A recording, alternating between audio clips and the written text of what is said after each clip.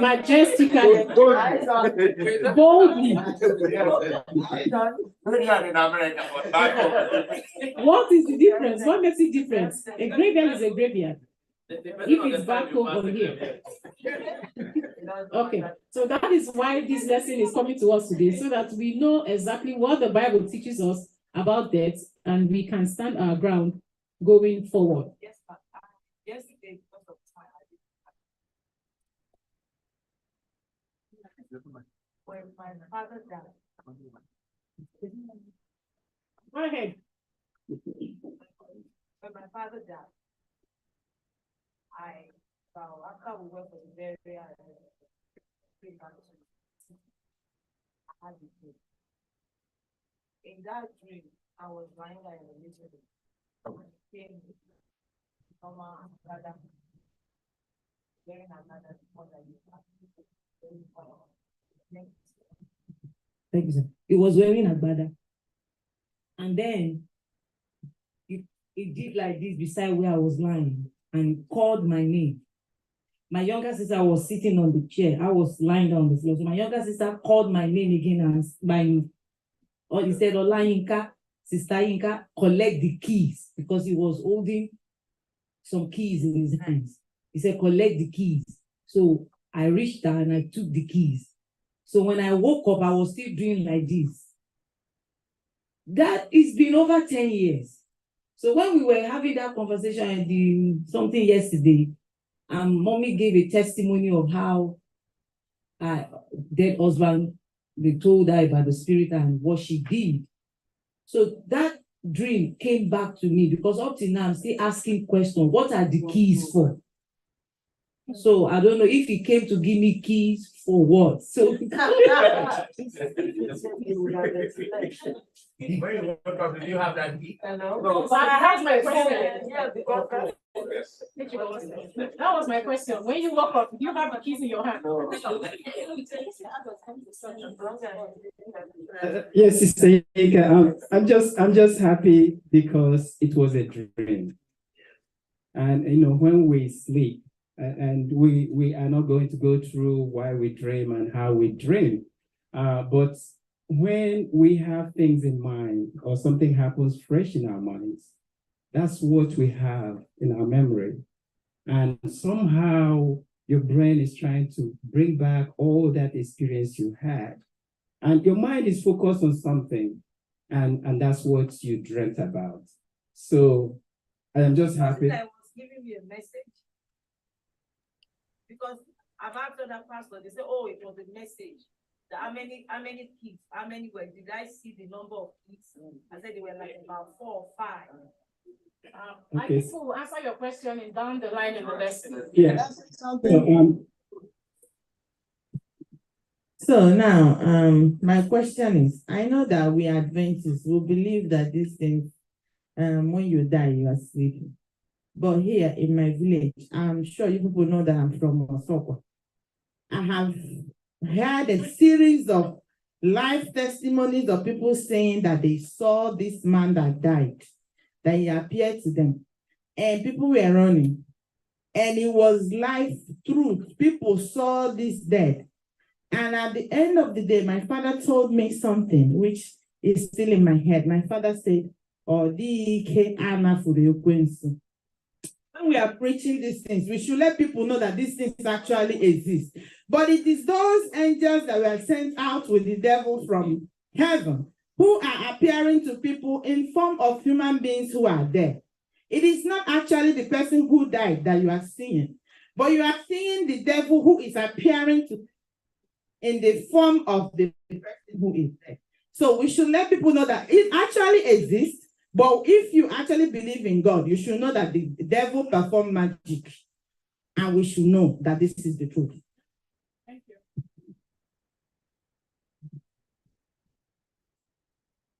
I understand where you are coming from. Let me tell you something. If Saul went to speak to the witch of Endor, and he wanted to see Samuel, and he actually didn't see Samuel. The Bible said he perceived let us get that out of our mind. The dead know nothing. Everything about him is perished until that day. Satan can impersonate anybody. And this is the reason it's going to be easy for him to deceive us at the last days. It's not the person that you know. It's an impersonator. Amen.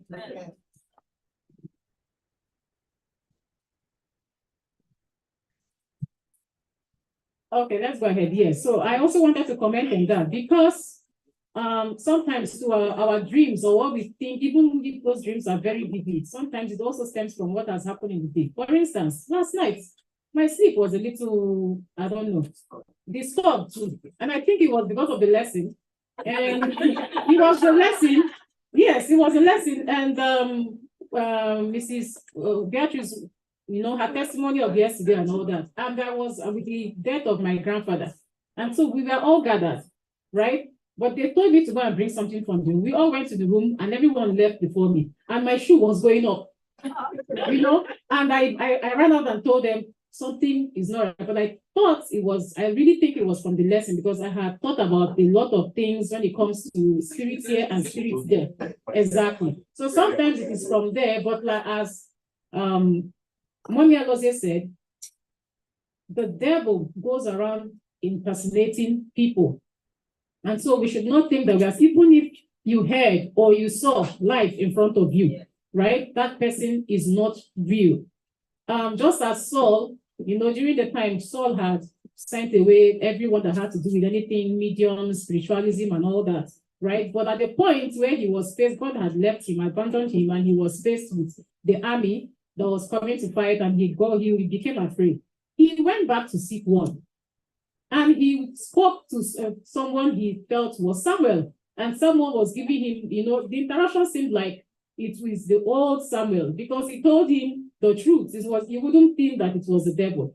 But so these things happen. We should not be deceived. There is power in spiritualism.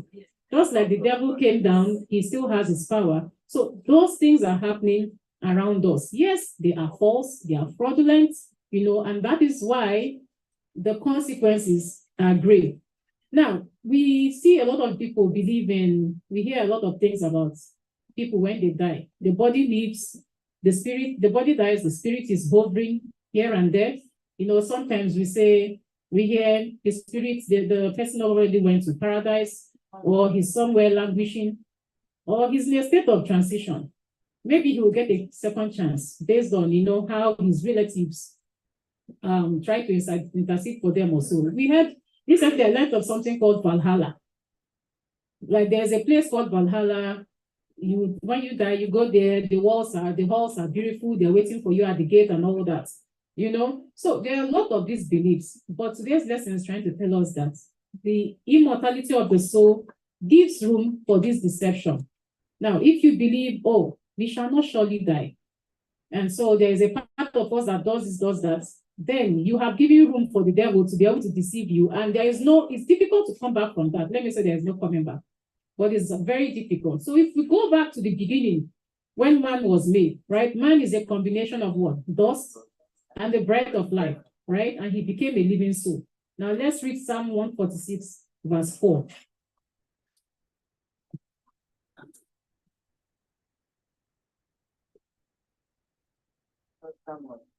Psalms 146, verse 4, so that we know what happens when, the man dies. His spirit departs, he returns to the earth. In that very day, his plans perish. Exactly. His plans, his thoughts perish. His spirit departs. Another translation says his breath departs. So there is no spirit running to and fro to anywhere. Matthew chapter 10, verse 28 says, and do not fear those who kill the body, but cannot kill the soul. But rather fear him who is able to destroy both soul and body in hell. What do we understand about from this verse about the supposed immortality of the soul? What does it tell us? The soul is mortal. So the soul is not that human being can Exactly. What I was trying to say for those who can't hear, the soul is mortal. It can be killed. It can be dead. The Bible says the soul that sins shall die. Right? So the soul that sins shall die. What is soul? Soul is not different from what you see. I mean, soul.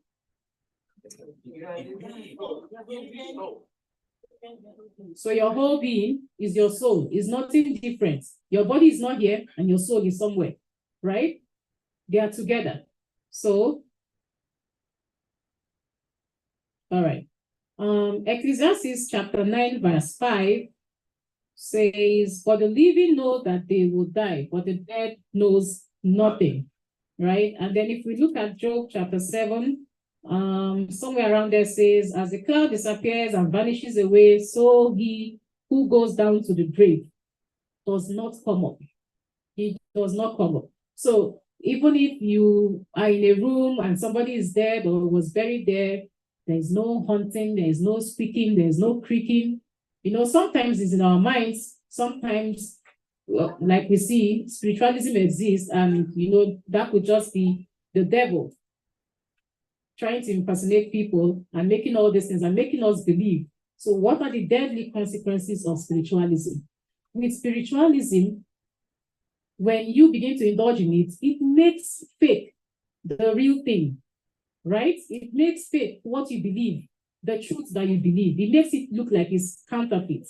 It's very difficult to come back from exactly what you are seeing in front of you, you're imagining, because like we said, there's power in it. And so when you have gone and they have shown you, we always say seeing is believing. How do you come back from that to begin to believe the one that you have not really seen? You understand? So that is a very grave consequence. And that is why the Bible, or God rather, doesn't want us to begin to indulge in these things, because yes, our minds are very gullible as human beings. It's very easy for you to believe what you have seen. Our emotions begin to play a role, and then bringing us back is very difficult. Okay. Contributions, go to Monday lesson. No, Chichi, I just wanted to Isaiah 8:19. Sorry. Isaiah 8:19 to 20 is clarifying there that those who don't, let me read it. And when they say to you, seek those who are mediums and wizards, who whispers and mutter, should not a person seek their God? Should they seek the dead on behalf of the living? To the law and to the testimony, if they do not speak according to this word, it is because there is no light in them. It's very important.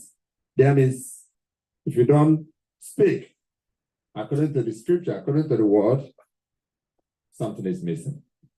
Thank you. So when you have gone and you have seen, let's say they invited you and you have gone and you have seen, right? But then they do not speak, or they speak and there's no light, you notice there's nothing in them, then you know that you're in the wrong place. Thank you. My question is, this is not the first time we have studied this lesson about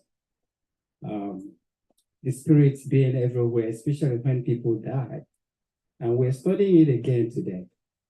So what do we do after now? Do we continue with the fear of the traditional fears, even if the devil's angels are actually insinuating the fears that we have? How do we respond right away after studying this lesson today? Questions? We respond with it is written. Exactly. That's what we respond with. It is written. Okay. The Bible says, rebuke the devil and he will flee from you. Yeah. So we respond with what? It is written, according to Sister Gold. Something I want to put in there. Do not be deceived that when you consult the demon, that you will not receive results. You are going to receive results, because I've seen it myself. Life, you receive results, and it is true results, but that result is not coming from God. So our lesson is not to follow that path. And if we follow that path, it means you are worshiping the devil. Thank you. Yes, so we said there is still power in spiritualism. So if you go, definitely you will receive results. And that is why it is difficult to, when you have received results, it is difficult to come back. And that is the consequence of spiritualism. All right, that's in the Old Testament, Monday lesson.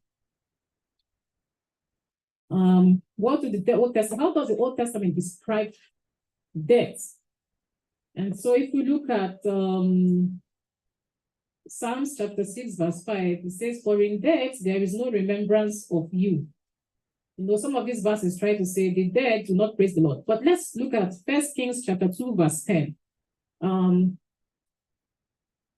Just Verse 10. Yes. It reads. So David rested with his fathers and was buried in the city of David. Okay.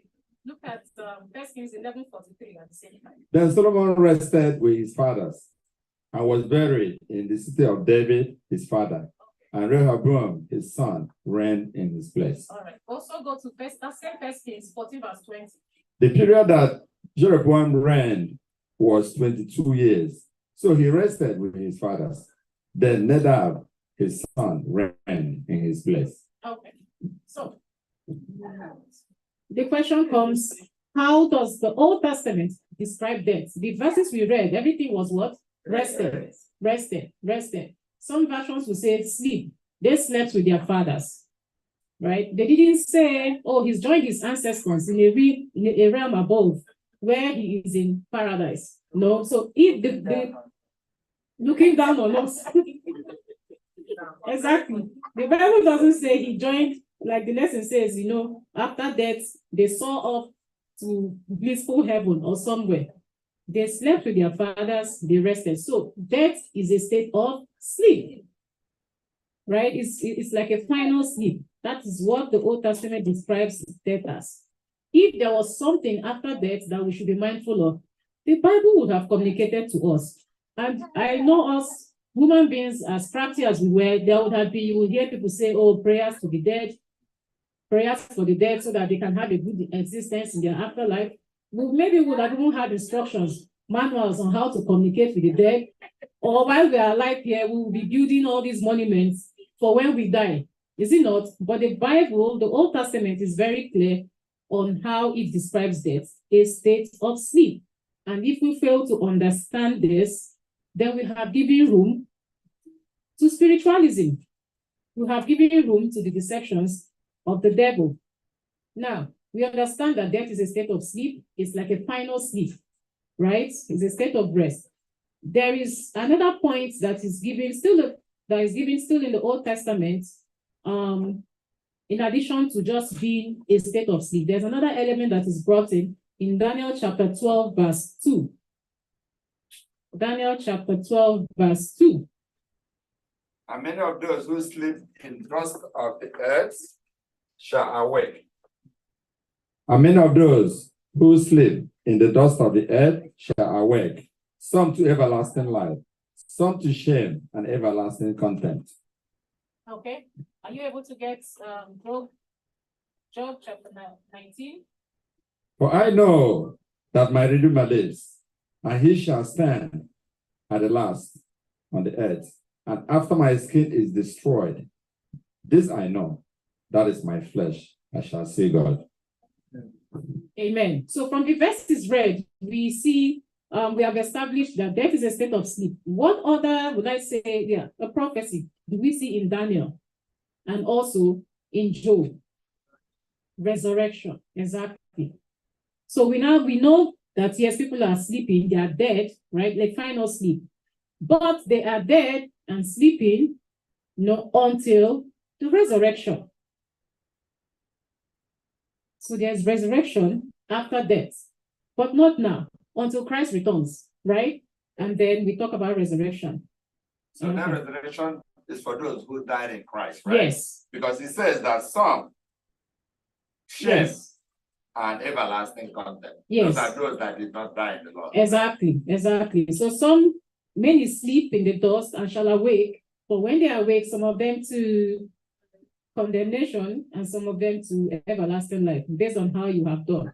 And so if it is that we die and we go somewhere now that is, you die today, you go somewhere that is really fancy and good and all that. This world is ready, there's already too much suffering. So why wouldn't we just die yourself and just be going, right? Exactly. You just want to die quickly and go there, but that is not the case. Now we have looked at death in the Old Testament. Let's take a look at death in the New Testament. Yeah, you're able to read John 11, and let's look at Lazarus and how Jesus also described death in the New Testament. John 11. John 11, 11 to 14, he reads, "These things he said, and after that he said to them, our friend Lazarus sleeps, but I go that I may wake him up. Then his disciples said, Lord, if he sleeps, he will get well. However, Jesus spoke of his death, for they thought that he was speaking about taking rest and sleep. Then Jesus said to them, plainly, Lazarus is dead." Yes. So even Christ used the term what? Sleep in the New Testament, just as the Old Testament also hinted us. So Lazarus is sleeping. And when people got confused, he had to say Lazarus is dead. Yes. Right? So death is a state of sleep. Okay. But then immortality of the soul is not biblical at all. Right? It comes from even from the beginning when the devil started attacking, right? And it's just found its way into Christendom from paganism. But there is only one person who has immortality. Let us look at 1 Timothy chapter 6, 15 and 16. 1 Timothy chapter 6, 15 and 16. And after that, we will look at how or when we will receive immortality.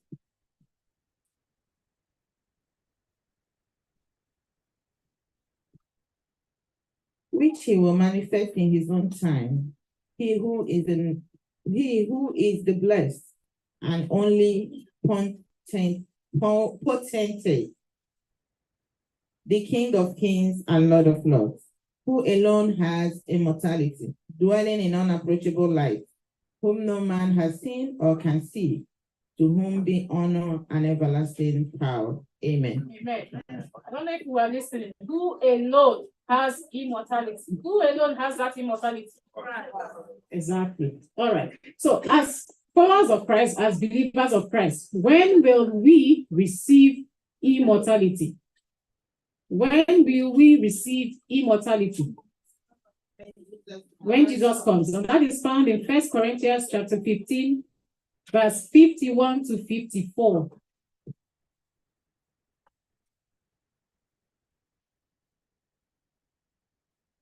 We'll find it soon. You got it? Yes.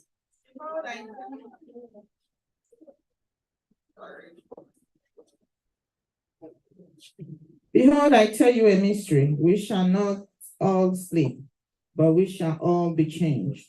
In a moment, in the twinkling of an eye, at the last trumpet, for the trumpet will sound, and the dead will be raised incorruptible, and we shall be changed. 53. For this corruptible must put on incorruption, and this mortal must put on immortality.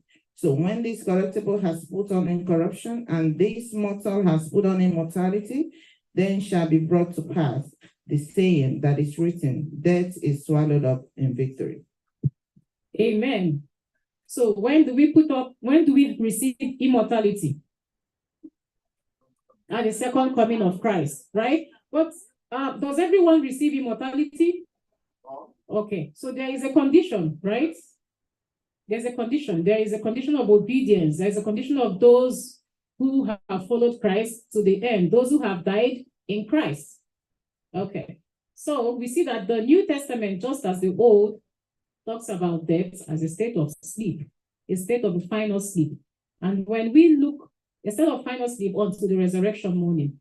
And so when we look at 1 Corinthians chapter 15, verse 16 to 18, Paul was talking about if the dead do not rise, then Christ is not risen. Exactly.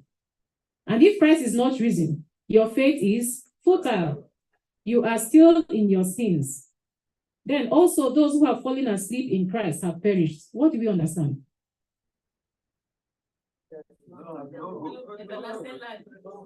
Okay. Christ came also to free us from sin, and the consequence of sin was death. So it means that we are still back at our state after Him. Exactly. So the resurrection of Christ is the foundation for our salvation. Exactly, our salvation And our hope. the first resurrection too, right? If Christ did not rise, then if we die, we are just dead there. There's no hope. There's no hope to resurrect. And so with the resurrection of Christ, there is hope beyond the grave, right? There's hope beyond the grave. Okay. And then there's something that is said in 1 Peter chapter 1, verse 4. You know, if there was no, I wanted us to compare the two verses. If there was no resurrection, that is Christ's resurrection. But then the Bible is promising in 1 Peter chapter 1, verse 4, that we are going to inherit something that is incorruptible. Right? So if we were just dead, or if we were dead and our spirits, there are some disembodied spirits walking around, why would the Bible tell us that there is a hope for an inheritance that is incorruptible? Not fed away. Never fed away. Exactly. So there is an incorruptible inheritance reserved for you in heaven, so that you should not believe that when you die, your spirit is hovering around the earth looking for people to communicate with. No, you are in the grave, you are dead, you are in that state of final sleep until the resurrection morning, right? And that is the hope as Christians that we ought to be looking forward to. Amen. Contributions? Yeah,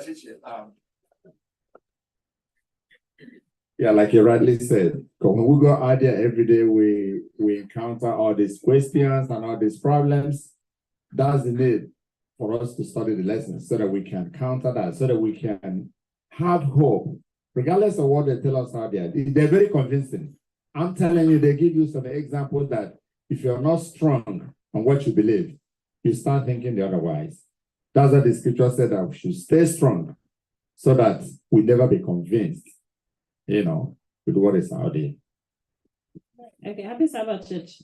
You see, when the devil, we need to remember that every time the devil comes to us, he knows that we know the word. In fact, he probably knows the word more than us. And even when he tempted Jesus, he will look for a way to twist, quote the Bible. He will look for a way to twist it. And when he twists it, he will actually find reason in it. He told Jesus Christ, jump off. After he said he would give his angels charge. Did God give his angels charge over us? Yes, he did. But at the same time, you cannot tempt the Lord your God.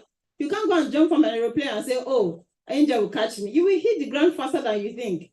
So this, Jesus said in John 14, he says, I go to prepare a place for you. He said, he didn't even stop, but I said, if it were not so, I would have told you. So if it is not so, God's word would have told us. So let us stick with what we have been told to avoid confusion. Amen. All right. Let's go ahead. Spiritualism in the last days. Any more contributions? All right. Contribution here. I know we have so many examples of even people that are in this church still strongly believe there is something out there.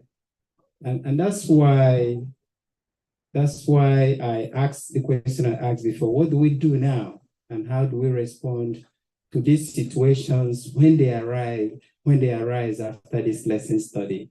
I have a friend back home who one time called me. He says, sir, let him attack. And this is somebody who's been in the church, served in so many areas of the church. And he happened to climb his overhead tank and then found a dead lizard. And he said this was an attack. So I didn't know how to control myself. I said, lizard in a very tropical area is thirsty, wants water. And they have gone in there trying to get some water and drowned. But you see, he made it up, and this was somebody after him. And it's important that what we read every day, and if they bring these lessons every year, that they continue to correct us and make us stronger. Amen. Just to ask what Dechigo said, lizard is a simple animal, right? I don't think we associate it with anything. What about those who have woken up in the morning and found owl, maybe on their windows or something, and it's an attack, it's a bad omen. Yes, but we also need to look at it from the standpoint where Dechigo is coming from. Okay. Teacher, can I talk? I think the essence of this lesson is not to brush out away that there's no spiritualism. Yes. Or there's no giving. They are there. The most important thing is your own faith. My wife is a witness. When I was home, I was hearing ududu in my toilet. And there were a lot of flies in my toilet. That time I thought because maybe I was hallucinating, I called my wife. My wife said, say, in the toilet, did you see any bird? I said, no. It continues. Well, I want to bring my Bible and cast him away. I say, I will leave you to go today. If you come back next time, you will not go. He didn't come back again today. Amen. Amen. So they are there, but we have to hold God. It is not for us. We have the power and authority. And another thing I want to chip in is this. This thing is in Christian worship, in Christendom today. Where do you see them?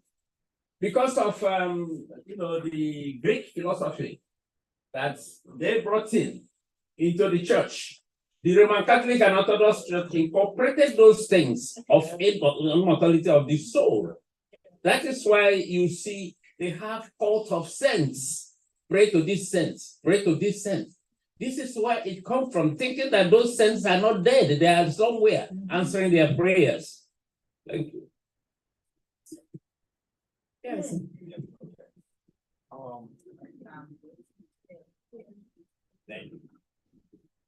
Yes, based upon the last two speakers, I want to make us understand that, yes, there is Satan, who used to be Lucifer in heaven.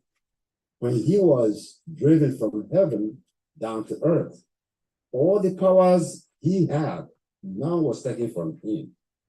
So he continues to walk his evil in the way he knows best to do it. And the Bible tells us also that we wrestle not against flesh and blood, but against spirits or principalities and powers. So all these things should not surprise us when they happen. Yes, they will happen because the devil is still working and he knows his time is up, but none of his powers was taken from him.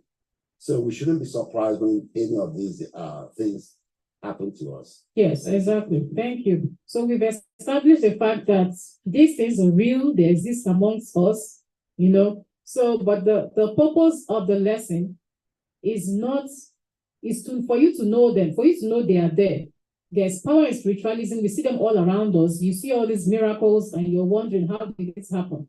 But the idea is for you to test and prove that where these miracles are coming from or where these mediums or whatever are real, right? And so, wanted to say something more?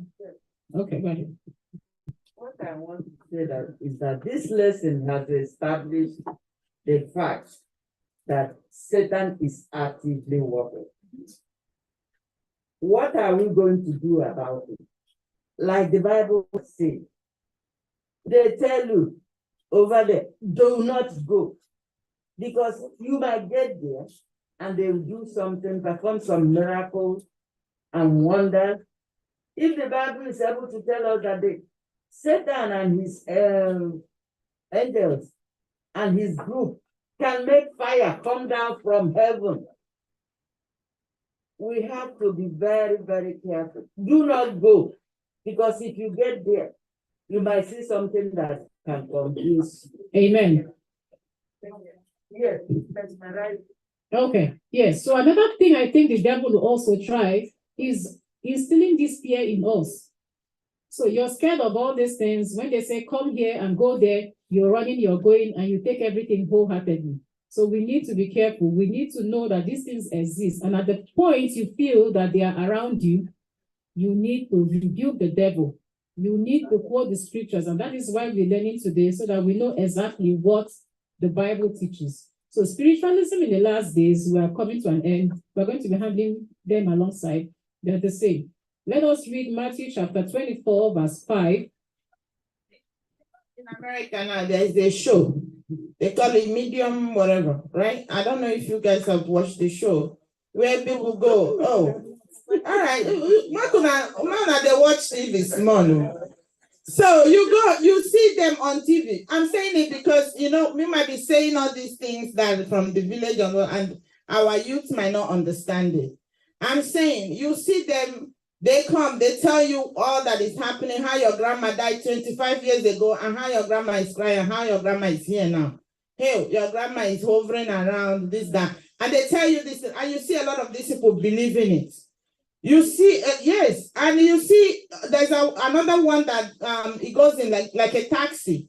He'll carry people, and he will say, oh, there was one that was a pastor that he carried, and he was telling the pastor how somebody died of cancer, and the pastor was crying and said, oh, that's my wife. So I'm telling you, these things happen, and for our youth to understand that, yes, this medium that you hear is what we are talking about. It happens. Hello. They are not true. And that the Bible has told us, and the people that read your finger, you go to Fordham, they will say they want to read your yes, all these things. Magicians, they are not true. And please do not believe it. That's the essence of this lesson today. And I thank God that this lesson is brought to us. So it helps us to solidify our faith and for us to know that of a truth it is written, and that we should believe God and believe God alone. Amen. Thank you for bringing us back. And teacher, I want to say something. Based on what Ms. Go just said, belief is very important. We're studying this. You don't need to believe that in the first place. Because there's this bird back home. It's called the morning bird. As I heard something like that the other day. Like, when I heard that, I was okay. Look at that. If it is at home now, right? People will be thinking that somebody will die, right? But I believe that's not true. That's what people think. So we first of all, not to believe, then you apply the scripture, which also telling us that we shouldn't be, Amen. be part of that. Exactly. So thank you for that contribution. So we know that whether they are reading your palms, they are seeing your future, all of them is witchcraft. All of them is what? Spiritualism, right? However you look at it, a lot of them these days, we can't even describe. Sister Inka wants to say something. Happy Sabbath again. It is very important for us not to put ourselves in the positions of giving people or opening ourselves to things that we don't understand. That is why Jesus said, if it were not so, I would have told you. The moment you carry yourself to go and give a palm reader your hand, you have opened up yourself to so many things because you have consented. And just because, see, the same way we have faith in Christ, we don't actively have to do anything. It's the same way we have faith. When somebody tells you, this is what is going to happen, you have opened yourself to it. And trust me, the moment you accept it, it's going to happen that way because that is what faith is. So you better close up yourself and close up any opportunity where the devil will be whispering nonsense into your ear. Because once the same way faith comes is by hearing, right? So if they tell you something contrary to the word of God, and you ruminate over it, they tell you, oh, if you travel tomorrow, you will die. You have, once it has sunk into you start looking on the road, is it this car that will hit me? Or is it that one that, so you will manifest those things yourself. Yeah. So it is very, very important. The Bible says in the last days, Satan will masquerade himself as an angel of light. He knows this darkness. So he said, even the very elect, if care is not taken, they will be deceived. We are talking of the very elect. We don't even know if we're in that category yet. Yeah, we are.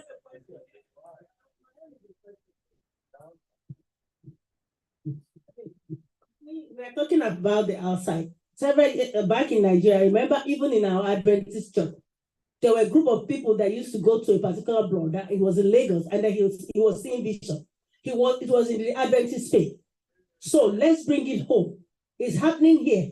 When pastors and brethren in the church are telling you they are seeing vision to you, and they are hearing from above from you, where do we go? Let's bring it home, because it has happened in our church that groups got together. They started seeing visions, started doing vigil, and started doing everything. Let's bring it home. Yes, we know it's in the church. That's why we have to study like the Bereans. What they did was, when they hear the scripture, they go deeper and know what is the truth. So we should know what is the truth on our own, despite what a member is doing or telling you. This my people. Nowadays, we see all these things. We see, we hear. My mother, who had died some 20 years ago, you know that. The old woman said she was going to her farm, and when she returned home, she will hear a voice in her house telling her, Mama, you must leave this house. If you don't leave this house, you will die. My mother said she's always hearing that voice, and she was living alone in that house. One day, she said today she will find a work with this man or woman that is staying in her house, telling her what to do. If she doesn't do it, the other women in the house are planning to kill her. My mother said she bought her unko that she brought from her bank. She carried the knife. She came in her room. Immediately she entered, she still hearing that voice. That is the voice you know. I'm not the pressure is coming. You know what? That she meant they said, where are you? That you're making noise in my house. You didn't make noise where I was in the farm. You came inside this house now. That my own husband and the other women in the house will kill me. My mother said, I will kill you before we are killing people. I said, did you see the person? She said, she didn't see. She went to her kitchen. Where are you? Are you here? She went under her bed. Where are you? If you are human being and you are strong, you should come and face me one-on-one. But this one is only your voice I'm hearing. Amen. She said she fought very well and she was prospering. She died. That voice did not. Amen. Amen. We have some contributions from online. Yeah, contribution from Zoom. Yeah, somebody on Zoom, you're raising your hand. Brother Emeka, I think. Yeah, I wanted to add my voice to initially when we were talking, we talked about that people will resurrect. Both the wicked and the righteous will resurrect. The righteous in the first resurrection and the unrighteous on the second resurrection. So there will be resurrection. And remember, this immortality, the mortality is not on this body that we are carrying. This body will be transformed to have a celestial body, because without the celestial body, you cannot use the terrestrial body to live in a celestial environment. So God has to transform this terrestrial body into a celestial body so that we can live immortally in the celestial realms. So these are one of the things I wanted to add. Họdụ m chọkwara ebe anyị bụ ndị ka anyị ikikere ndị ekwesu ndị but ikikere ke Chineke nka ya ike. That's one thing we have to understand. Chineke m gwara anyị, the Bible ndị gwakwa anyị si that like this ikikere ha na-ekpọ sorcerers, necromancers. These are words, they are in the Bible. We were not there when the Bibles were written. So for this word to appear in the Bible means that these things exist. But there is a power higher than those things. In the spiritual realms, Jesus Christ is supreme. At the mention of his name, every knee must bow, every other authority, every other power, principality, or this thing. Of course, Jesus Christ is the head of principalities and powers. All these things bow to him. Amen. So this is exactly what the lesson is teaching us, that even though that these powers exist, they bow to Jesus, who is our brother.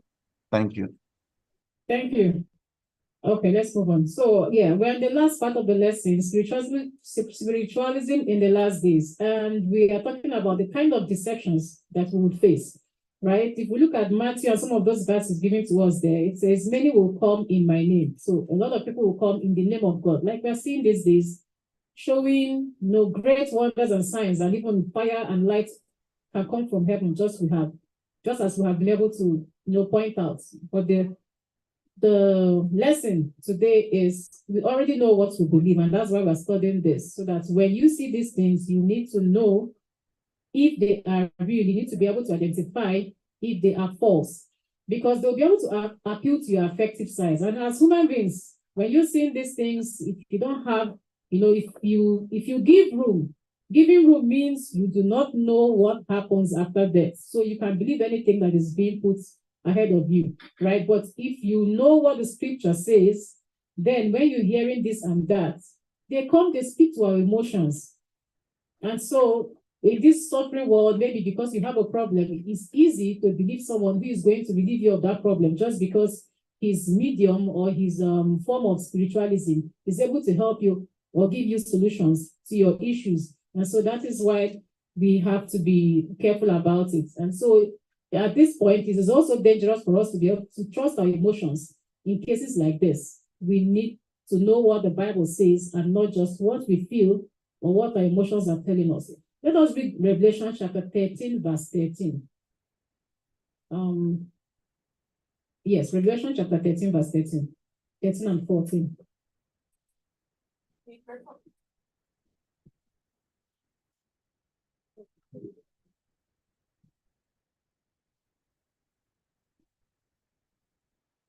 He performs great signs, so that he even makes fire come down from heaven on the earth in the sight of men. And he deceives those who dwell on the earth by those signs which he was granted to do in the sight of the beast, telling those who dwell on the earth to make an image to the beast who was wounded by the sword and lived. Exactly. So we see it's all about deceit. No, let her hold the mic. I want to sum up and then we can do our contribution. So while on that, I also want us to read Revelation chapter 16, verse 13. 16, 13? Yes.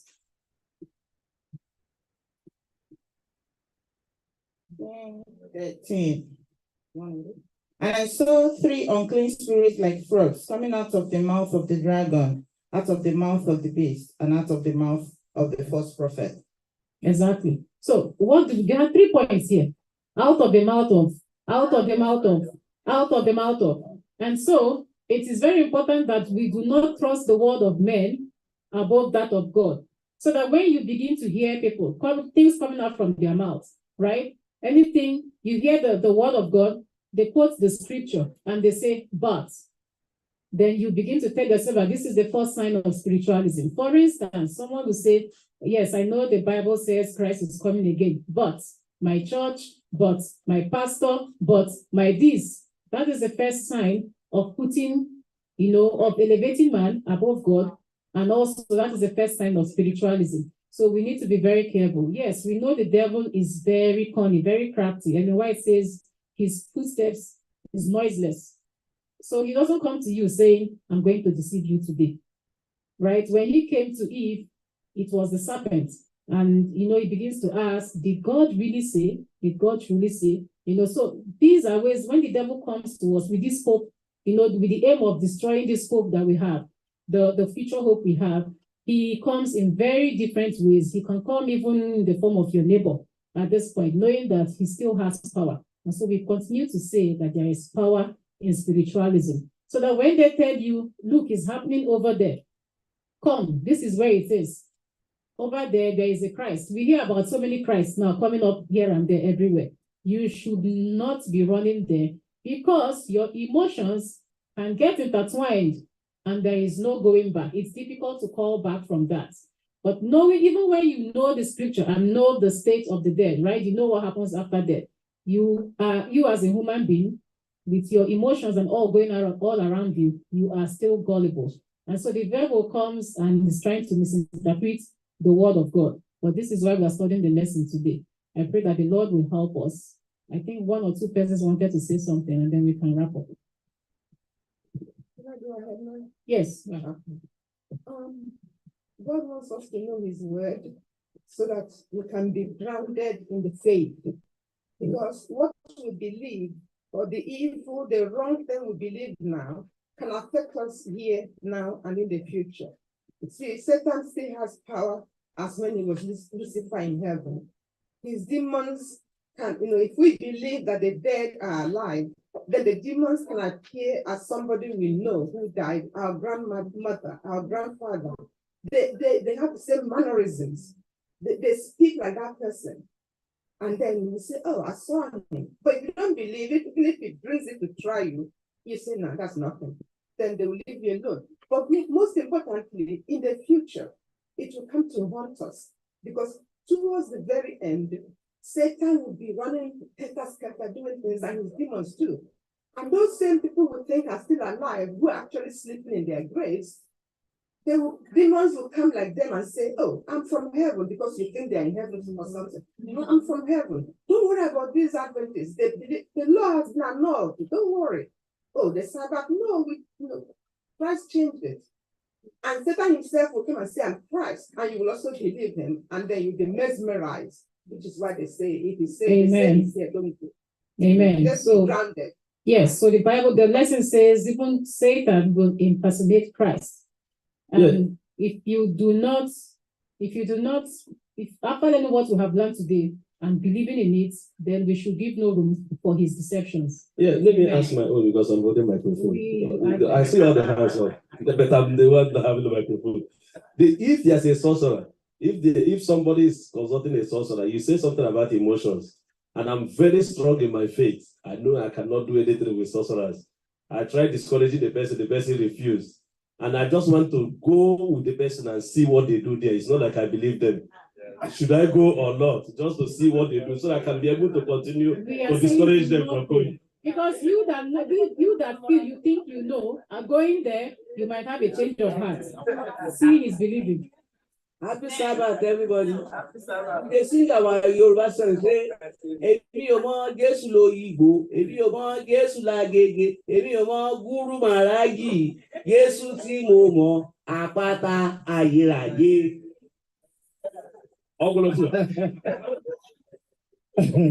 Yeah, just let me say this. Since Satan is out there looking for whom to devour, and the Satan can read the scripture and read the scripture even faster than we do.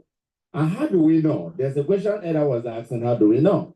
But the thing is that whatever we see must confirm with the scripture. For example, remember when Satan says, God said you shall die, right?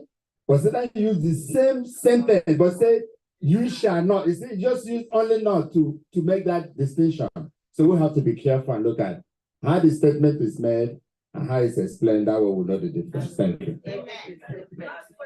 See, it's not. What if the child that is living that old, like when somebody died, and then by that time the child is giving birth to a boy, it's when you have that age, and you give child about to the reincarnation. So now that this revelation of the word of God is coming, and that person has become an adult, should that person change his name?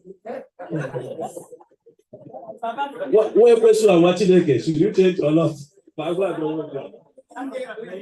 The summary of what Mama said that she doesn't know any type of Jesus. She's just warning us that if they tell you Jesus is here or there, that you shouldn't go. It's just what the Bible said. Don't go looking for Jesus. Jesus is with you. He's the rock of ages. Don't go to where you're not supposed to go, because even the Bible says that he who thinketh he stand, take care lest you fall, because you can be deceived by whatever it is that you see there, because it will make it look very nice. It will be very similar. Like a man of God is telling you that he went to heaven and came back, and you think that is a man of God. Would you not be tempted to believe what he's saying? So be careful what it is that you even listen to. Sometimes now you even see all these sermons pop up on your Facebook reels and TikTok pages. Please, let's be careful of what it is that we're even taking into our system, what we are listening to, what we are watching. It's not when you go to their church, it's also when you listen. We had like that, Sister Lami, they didn't hear what you said. Yeah, they said they didn't hear your question. Yeah, it's the same question, but they asked it very well. Mommy, the same question you asked. They didn't hear the question. I want everybody to hear. They told me they didn't hear.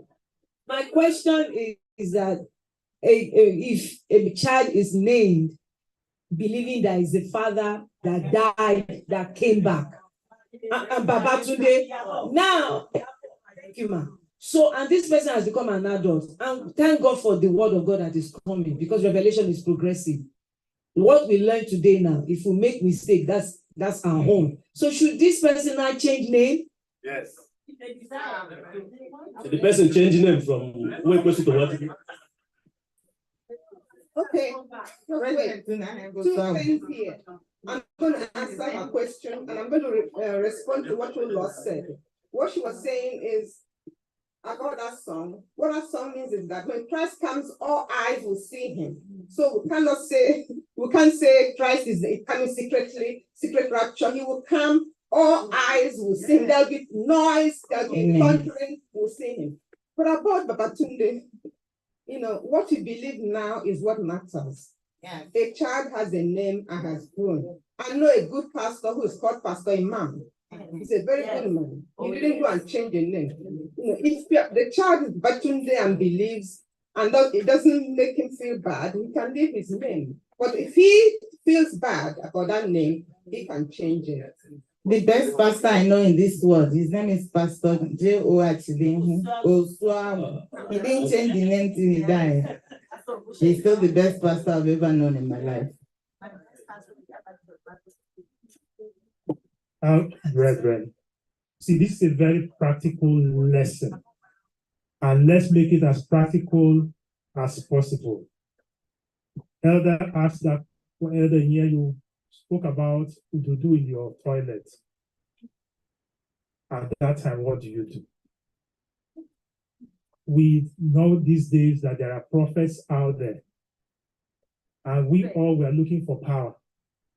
We will say there's no power. Some people say there's no power in the church. And we go everywhere looking for power. And that is what this lesson is all about. Thank you, sister. But let's look at the real thing. What is the measuring standard? Go to Isaiah 8. Sister, I know you were first. Isaiah 8, 19 and 20. Quickly, let's pull up that. Isaiah 8, 19 and 20.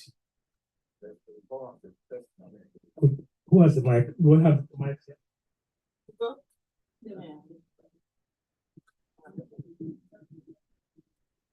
19 and 20. And when they say to you, seek those who are mediums and wizards, who whisper and mutter, should not a people seek their God? Should they seek the dead on behalf of the living? Continue. 20. To the law and to the testimony, if they do not speak according to this word, it is because there is no light in them. What is the law and testimony here? What is the law and testimony here? Then what was the law at that time? The Pentateuch, the testimony. So the whole Bible that they had at that time, use your Bible as your guide. If they do not speak to this, do what? Is because what? There is no light in them. So now you 2 Corinthians 11, somebody referenced it. 2 Corinthians 11, verses 13 and 14, 15. Please quickly look at that. 2 Corinthians 11, 13, 14, 15. Judge among yourselves. Is it proper for a woman to pray? No. 2 Corinthians.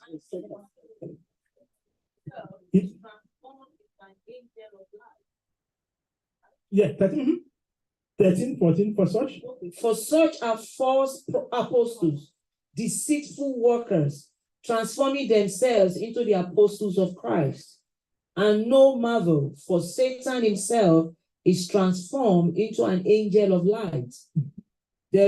Therefore, it is no great thing if his ministers also be transformed as the ministers of righteousness, whose end shall be according to their works. Yes, because you see today, there's miracle happening in that place. These days, there's house of prayer. Instead of going to the hospital, you go to house of prayer.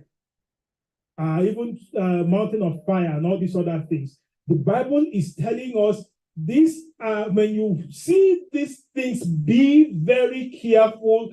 This lesson also brings us something very important. These days, they are not after the content. It's after. Give me more Thursday's lesson. Wednesday's lesson. Where's my lesson? Okay. Let me see if okay. The first paragraph. It says, their power of persuasion is to be found not in the content of their message, but in the power of supernatural manifestations called what? Signs or miracles. You see where I'm reading the first paragraph. Their persuasion, their message is not in the content, it's in the miracles they perform. What do you believe? We are here studying the Bible, but there it is more, what is the emphasis on? Miracles, miracles, miracles. But our lesson is telling us, do not depend on miracle. Because even Christ himself, when he fed the 5,000, what happened? They wanted to make him king. And he told them, you are only seeking for me because I gave you bread. You are not seeking for me for who I am. So please, as much as possible, our lesson is just bringing it very practical and very real. And thank you, sister, for the very, very beautiful way you presented it. But above all, know your standard of measurement. What is the standard of measurement, church?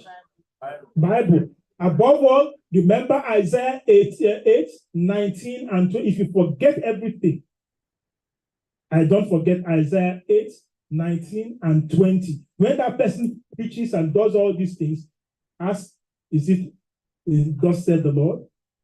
Remember, he's not coming to save those who are healed by miracle. It's those who believe in him. Do you believe? Amen. Let's think about it.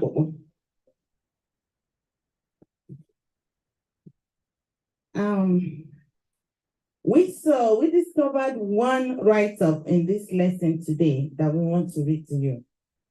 Growing up in Nigeria, we used to do this every Saturday. But the one that is written in this lesson today is from Nigeria. So I want to read it to you. And this is the time for Sabbath school expense offering. The Nigerian town of Umuacha is located at a strategic crossroads. The town boasts a big market that attracts daily crowds from neighboring towns, but it lacks a Seventh-day Adventist church. The absence of an Adventist church was astonishing because Adventist churches had been established more than 70 years earlier in all the surrounding towns. Even the headquarters of the Adventist Church, Aba North Conference, was located nearby, but Umuacha had no church. Why? The first church opened in Umuacha more than 80 years earlier, and it evolved to be the only church in town as the years passed. However, townspeople sold their land to outsiders who in turn constructed their own churches. The oldest church accepted the newcomers, but all declared the Adventists who worshipped on a different day would never be welcome. Adventist churches in the neighboring towns struggled to reach Umuacha. When they sought to organize evangelistic meetings, no one would give them a meeting place. Hopes were raised when the church in nearby Mba conducted a 2-week evangelistic meeting outside the town and afterward opened a branch Sabbath school. But the Sabbath school closed after only 3 months. Later, Mba young people held Bible studies that brought several Umuacha families to the Mba church on Sabbaths. But the families stopped attending when their neighbors threw stones at them. In 2021, the Abanot Conference laid new plans for evangelistic meetings in Omacha, but again struggled to find a site. You will wonder if that happens, right? One landowner agreed to host tent meetings, but then abruptly changed his mind. Additional attempts provided unsuccessful that year, and in 2022, it seemed hopeless. Then a church member, Christian, made a new attempt to find a site. While searching, he met Chilaka, the owner of a school. You who are running around, what are you looking for? The school owner asked. It seems that I'm looking for you, Christian replied. After a discussion, the school owner offered the property for a meeting. Christian gratefully accepted.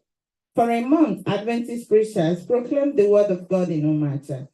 They were joined by a medical team that cared for the sick. In the end, 29 precious souls were baptized. Amen. Then someone donated land. An Adventist church opened in Omacha. Today, the church is progressing to the glory of God, said Caleb Uchenna Onyende, evangelism director for the North Conference. God's timing is perfect, he added, pointing to Exodus chapter 9, verse 5, which says, Then the Lord appointed a set time, saying, Tomorrow the Lord will do this thing in the land. The Lord did just that in the town of Omacha. Amen. It is now time for our Sabbath school expense offering. And when you are giving these offerings, remember that small church in Omacha. As you donate today, I pray that the Lord Almighty will continue to enrich you in Jesus' name.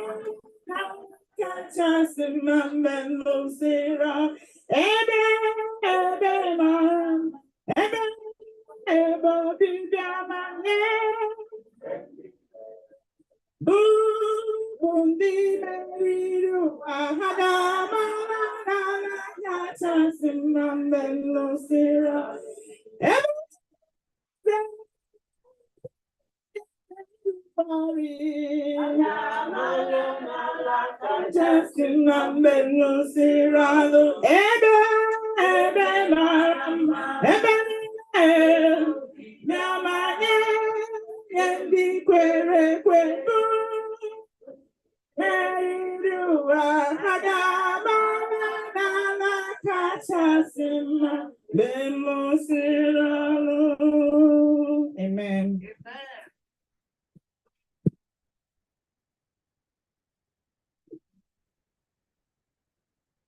Wasn't that lesson a beautiful lesson?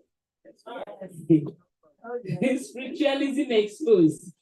When I was growing up, there was one debate, Babalawo, close to my village. So, in Alangwa, up to today, when somebody dies, right? Somebody killed them. So, they will go to look for the dead to find out why the dead died. Up to today, they're still doing it. And it's bringing wahala in the families, trouble all over. When I was, one of my friends at work, she's retired. One day she said to me, "You hear?" I said, what happened? I don't go to that place to sleep at night because something hovers over me. I said, what? Because, many people died here. I said, so what? This is a hospital. People die. And when they die, they're dead. But I still go there to take break. Up to today, I'm not there. I'm still alive. So we have to be very careful. People are there to deceive us. I have had several experiences. Even my patients that used to read palms, but I ignored them. I never fell to the nonsense. But may God help us, because time is no longer there for us. I am very, very happy that these lessons they're bringing them back now. As I'm getting old, it's opening my brain. It's making me to learn more. I hope all of us will do the same, because Christ will soon come. So that takes us to the next lesson, which is impending conflict. I don't know what that conflict is all about. Remember, we're still fighting with Satan. That's the essence of this quarter lesson. Our memory reverse will be taken from John 17:17. We say, sanctify them by your truth. Your word is true. May God bless us.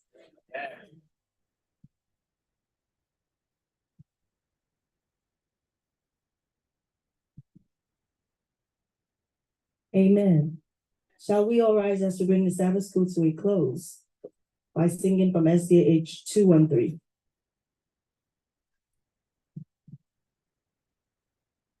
Coming again, coming again, Jesus is coming again. Lift up the trumpet and loud let it ring, Jesus is coming again.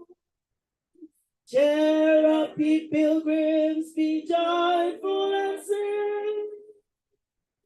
Jesus is coming again, coming again, coming again.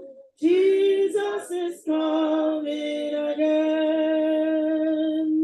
Echoing hilltops, proclaiming ye plains, Jesus is coming again. Coming in glory, the Lamb that was slain.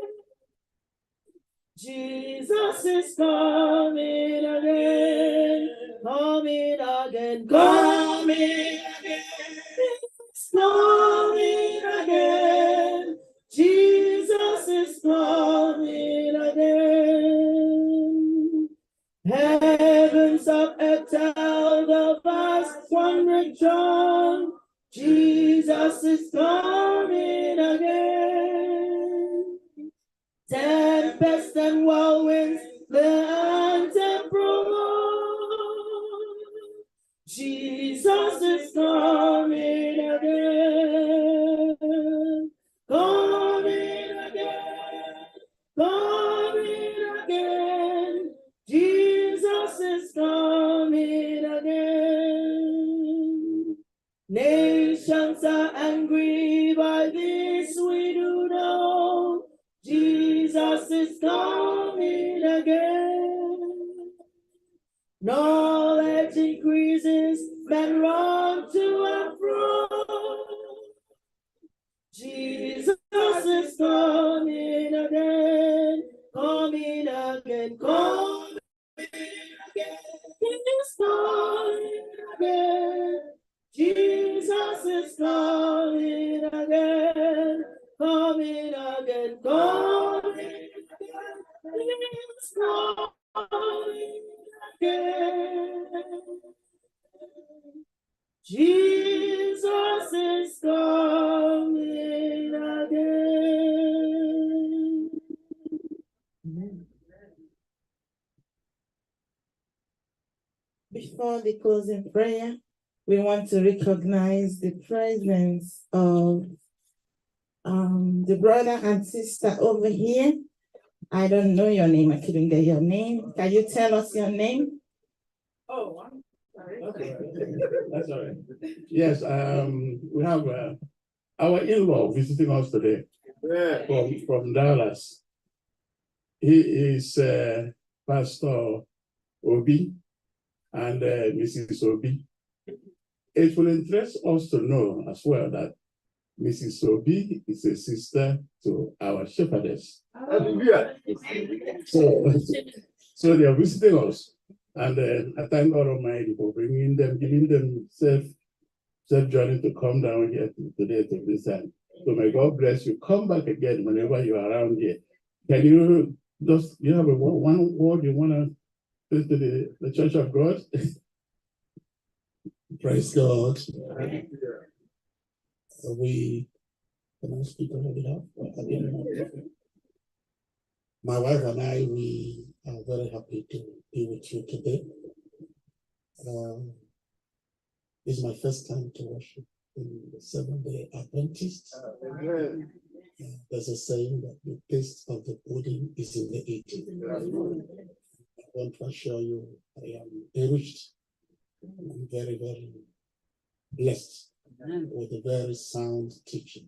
It's quite sound, and I trust it will continue. Amen.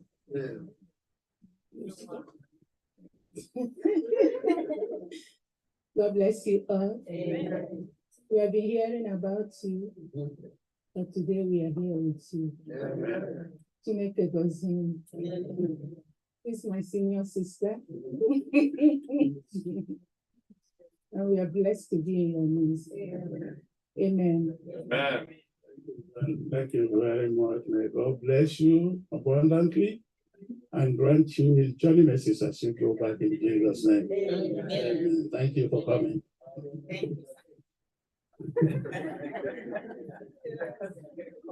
Let's pray.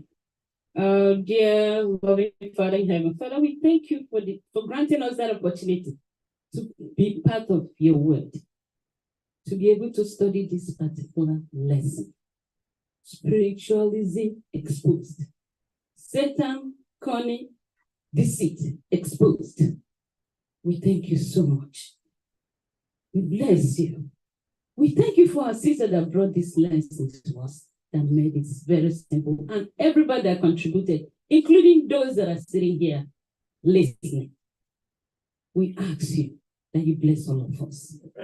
Satan is going around to deceive us, but we know that God that is the lamp to our feet and the light to our path will not allow us to fall. Even if we fall, he will pick us up. Amen. So that on that resurrection morning, even if we're dead or alive, we'll be meant to be able to inherit that heavenly kingdom prepared for us from the foundation of this earth.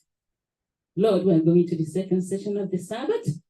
Please be with us. As we live today, may the blessings of the Sabbath never depart from us. We ask in Jesus' name. Amen.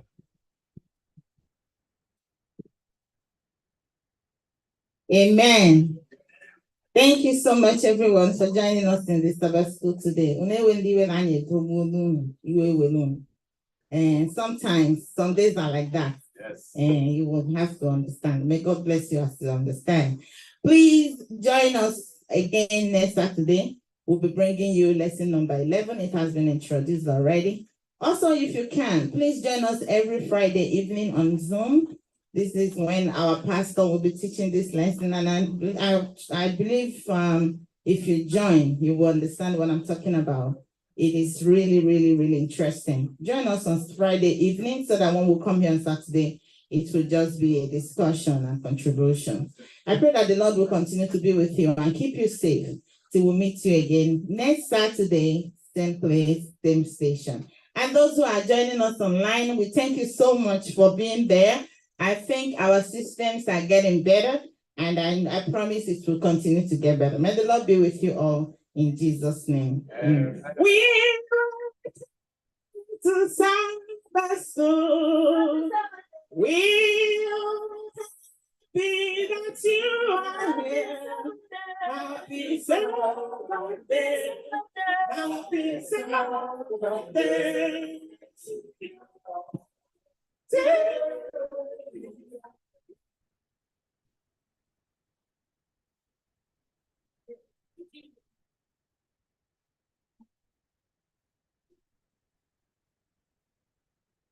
Happy Sabbath, Happy Sabbath.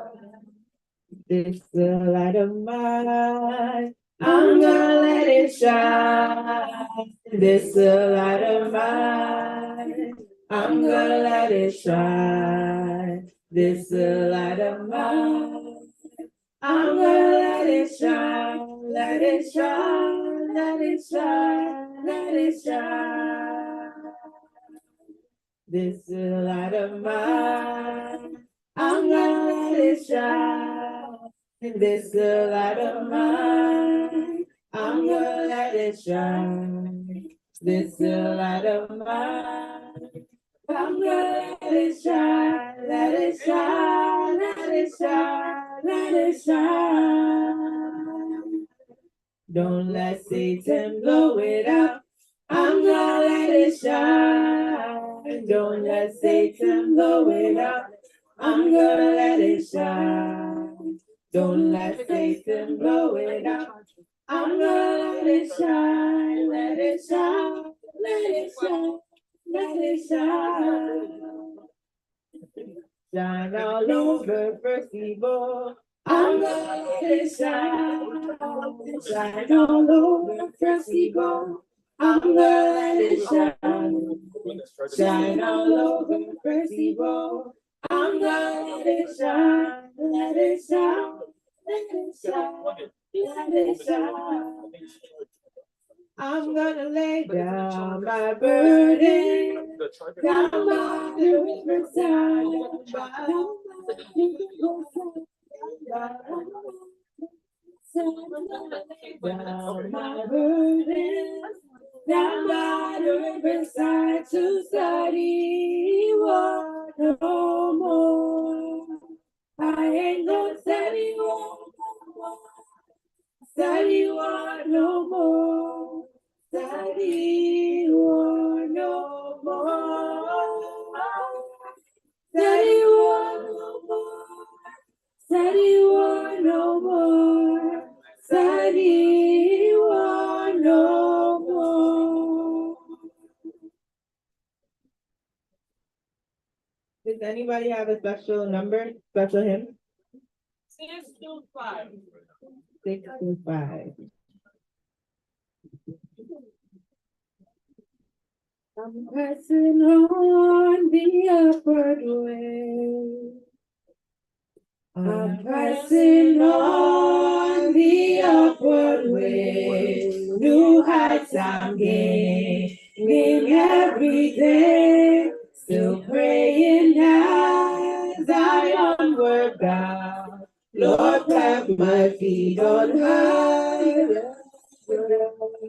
Lord, lift me up and let me stand by faith on heaven's stable land.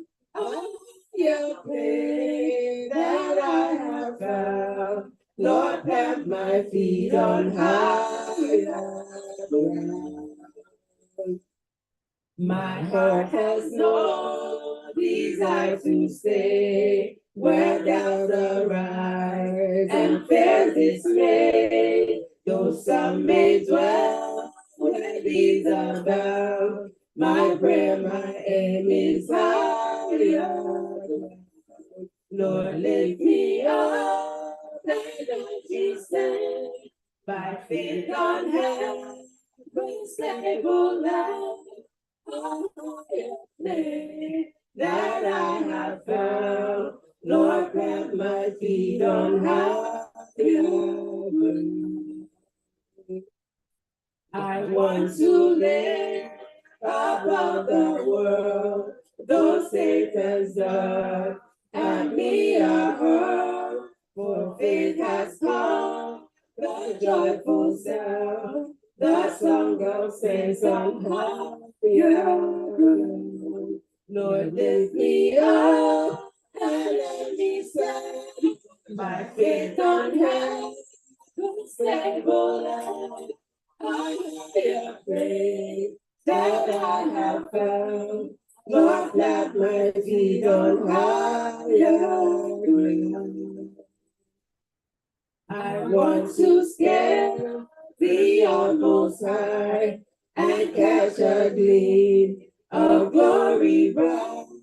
but still I pray till heaven I found.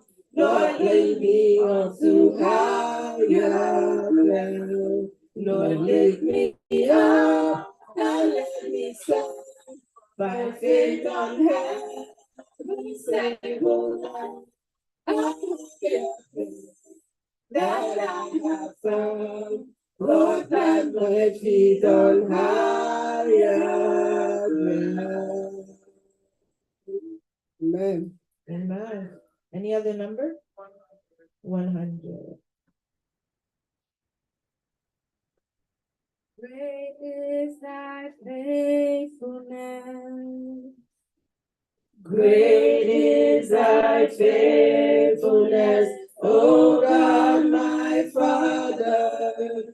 There is no shadow of turning with thee. Thou changest not, thy compassions they fail not. As thou hast been, thou forever will be. Great is thy faithfulness, great is thy faithfulness. Morning by morning, new mercies I see. All I have needed, thy hand hath provided. Great is thy faithfulness, Lord, unto me. Summer and winter and springtime and harvest, sun, moon, and stars in their courses above. Join on nature in manifold witness to thy great faithfulness, mercy, and love. So great is thy faithfulness, great is thy faithfulness. Morning by morning, new mercies I see. All I have needed, thy hand has provided. Great is thy faithfulness, Lord, unto me. Pardon for sin and a peace that endureth, thy own dear presence to share and to guide. Strength for today and bright hope for tomorrow. Blessings are mine with 10,000 besides. So great is thy faithfulness, great is thy faithfulness. Morning by morning, new mercies I see. All I have needed, thy hands has provided. Great is thy faithfulness, Lord, unto me. Amen. Another number? 86. Oh Lord my God, when I in awesome wonder. Oh Lord my God, when I in awesome wonder consider all the worlds thy hand have made. I see the stars, I hear the rolling thunder, thy power throughout the universe display. Then sings my soul, my Savior God to thee. How great thou art, how great thou art. Then sings my soul, my Savior God to thee. how great thou art, how great thou art. Went to the woods and forest glades I wandered, and hear the bird sing sweetly in the trees. When I look down from lofty mountain grandeur, and hear the brook and feel the gentle breeze, then sing my soul, my Savior God, to thee. How great thou art, how great thou art. Then sing my soul, my Savior God, to thee. How great thou art, how great thou art. The last one. When Christ shall come with shouts of acclamation, and take me home, when joy shall fill my heart, then I shall bow in humble adoration, and then proclaim, my God, how great thou art. Then sing my soul, my Savior God, to thee. How great thou art, how great thou art. Then sing my soul, my Savior God, to thee. How great thou art, how great thou art. Amen. 6:33. Sing the wondrous love of Jesus. Sing the wondrous love of Jesus. Sing his mercy and his grace in the mansion bright and blessed. He'll prepare for us a place when we all get to heaven. What a day of rejoicing that will be when we all see Jesus. We'll sing and shout the victory. While we walk the pilgrim pathway, clouds will overspread the sky. But when troubling days are over, not a shadow, not a sound. When we all get to heaven, what a day of rejoicing that will be. When we all see Jesus, we'll sing and shout the victory. Let us then be true and faithful, trusting, serving every day. Just one glimpse of Him in glory, will the toys of life repay. When we all get to heaven, what a day of rejoicing that will be. When we all see Jesus, we'll sing and shout the victory. Onward to the prize before us, soon His beauty will behold. Soon the pearly gates will open, we shall tread the streets of gold. When we all get to heaven. What a day of rejoicing that will be when we all see Jesus. We'll sing and shout the victory when we all get to heaven. What a day of rejoicing that will be when we all see Jesus. We'll sing and shout the victory. Amen. Amen. 422.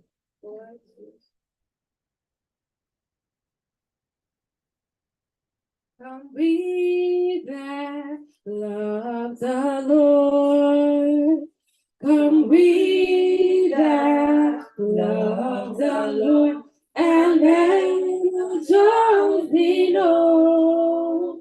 Join in a song with sweet accord. Join in a song with sweet accord. And dance around the throne. Dance around the throne. We're marching to Zion. Beautiful, beautiful Zion. We're marching upward to Zion. The beautiful city of God. Let those refuse to sing who never knew our God, but children of the heavenly King, but children of the heavenly King, may sing their joys abroad, may sing their joys abroad. We're marching to Zion, beautiful, beautiful Zion. We're marching upward to Zion, the beautiful city of God. The last one. Then let our songs are blown, and every tear be dry. We're marching to Emmanuel's ground. We're marching to Emmanuel's ground. To Pharaoh's worlds on high, to Pharaoh's worlds on high. We're marching to Zion, beautiful, beautiful Zion. We're marching upward to Zion, the beautiful city of God. We're marching to Zion, beautiful, beautiful Zion. We're marching upward to Zion, the beautiful city of God. Amen. Amen. 4, 4, 2, 3. 4. That's it.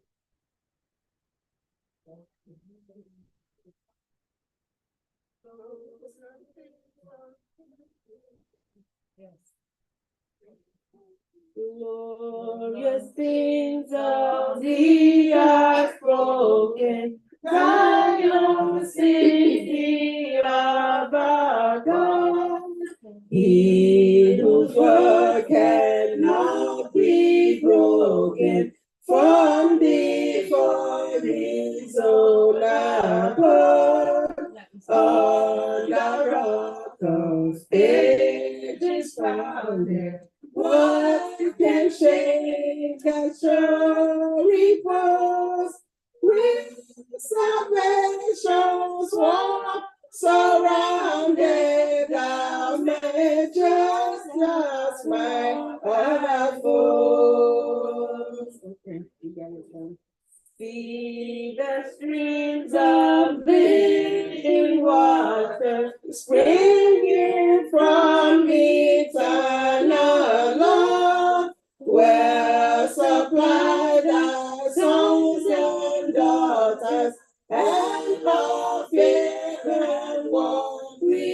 moon. Who can fail such a river? And the flow that to a shore. Praise with like the Lord, the giver, never fails from age to age. The last one. Savior, if of Zion city, I do praise a member, and let the worthy right of pity. I will glory in thy name. Fading is the worldly pleasure. All his boasted pomp and show, some rejoice and lasting treasure, none but Zion's children know. Amen. Ready? 189.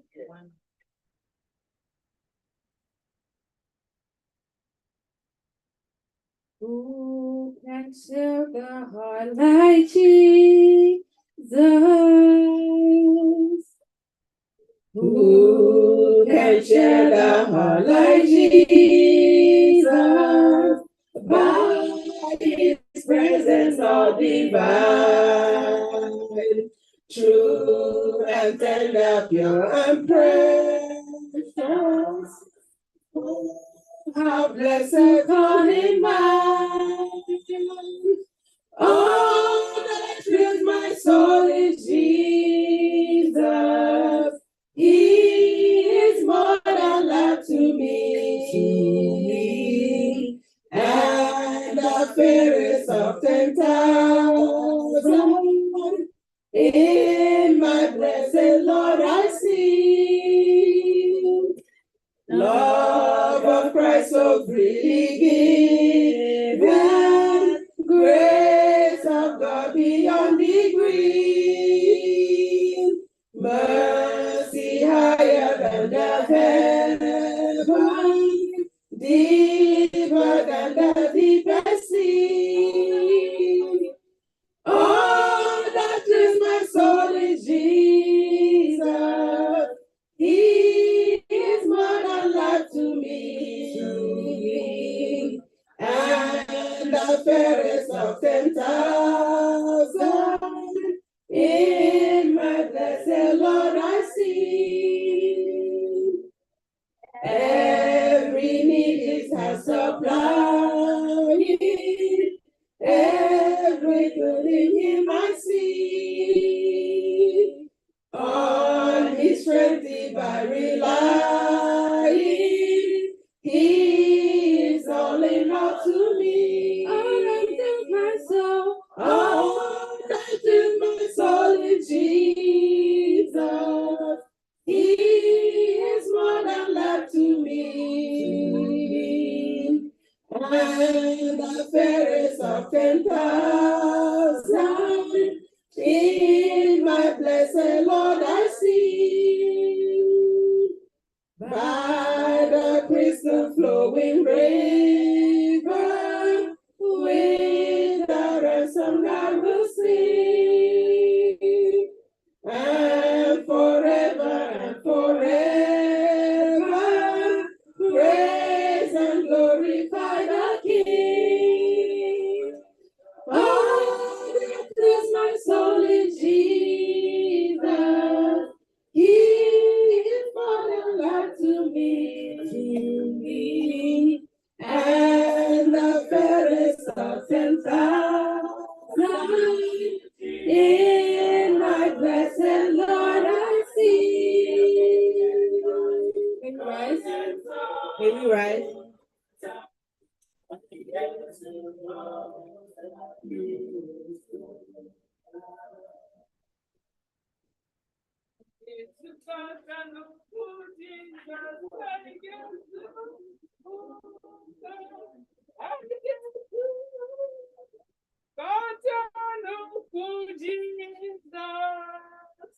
iyi na bụ ya bụ onye ntị anyị n'onye nzọpụta anyị ga-ezukọ na n'ukwu ya. Anyị ga-ezukọta n'ukwu Jizọs, anyị ga-ezukọta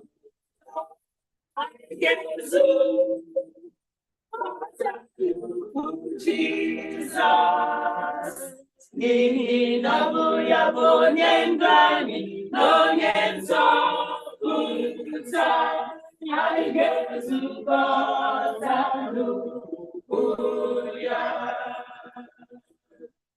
Anyị ga-ezukọta n'ukwu Jizọs, anyị ga-ezukọta, anyị ga-ezukọta Jesus, n'ihi na ọ bụ ya bụ onye ndụ anyị na onye nzọpụta, anyị ga-ezukọta n'ukwu ya. Anyị ga-ezukọta n'ukwu ya. Anyị ga-ezukọta n'ugwu Jizọs, anyị ga-ezukọta, anyị ga-ezukọta n'ugwu Jizọs, n'ihi na ọ bụ ya bụ onye ndụ anyị na onye nzọpụta, anyị ga-ezukọta n'ugwu ya. Anyị ga-ezukọta n'ugwu Jizọs, anyị ga-ezukọta, anyị ga-ezukọta n'ukwu Jizọs, n'ihi na ọ bụ ya bụ onye ndụ anyị na onye nzọpụta, anyị ga-ezukọta n'ukwu ya. Amen. May we be seated.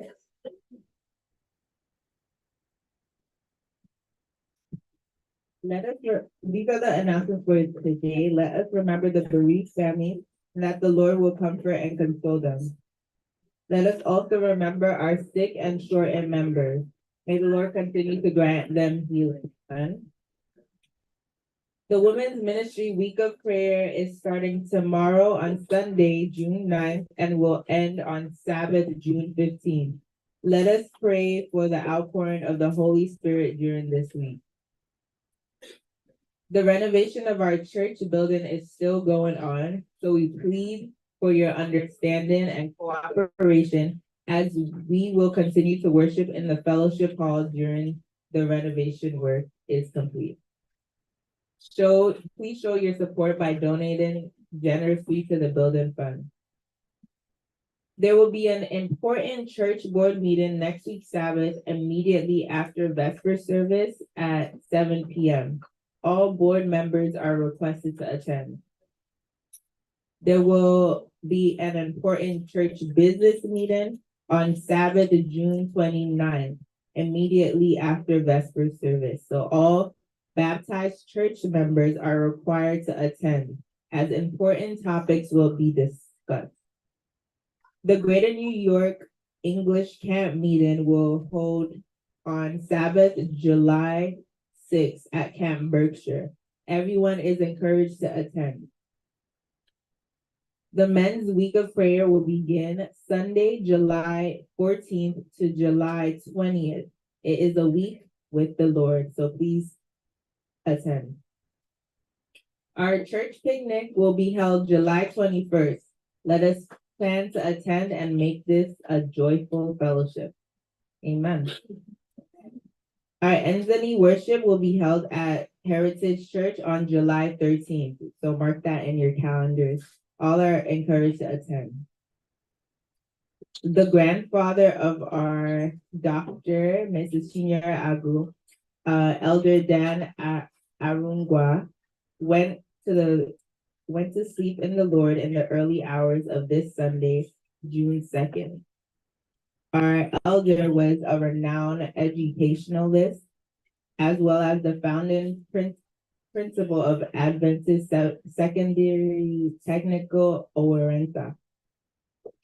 He touched and influenced many lives during his time.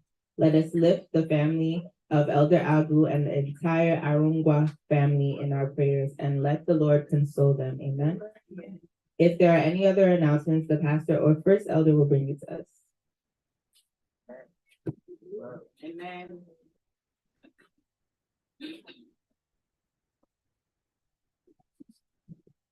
Happy Sabbath, church. Happy Sabbath. Good morning and welcome. We are so glad that you have chosen this place of worship to honor the Lord's name with us. Our brother and sister from Dallas, Pastor and Mrs. Obi, we would like to thank you for worshiping with us, and we warmly welcome you into the First Igbo Seventh-day Adventist Church. Amen. Including our brothers and sisters on all media platforms, you are welcome. Shall we all rise for affirmation of faith and call to worship?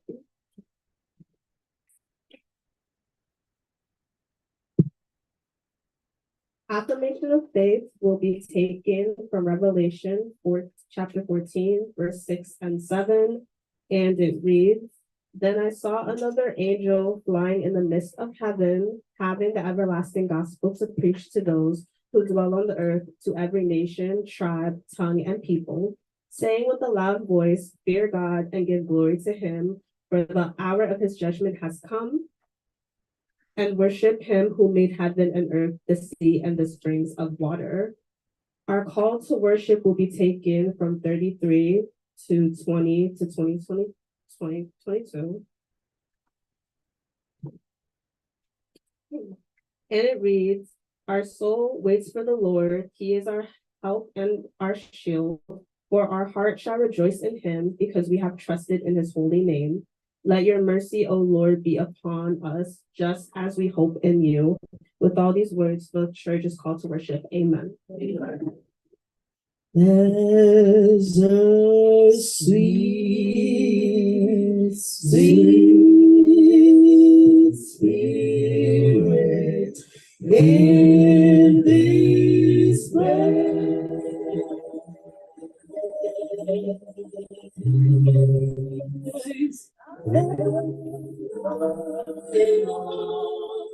That is the spirit of the Lord.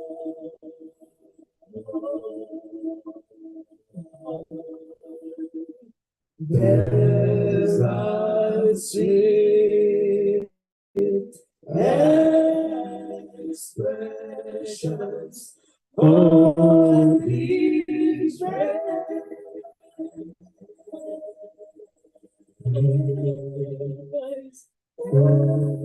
I know they feel the presence of the Lord.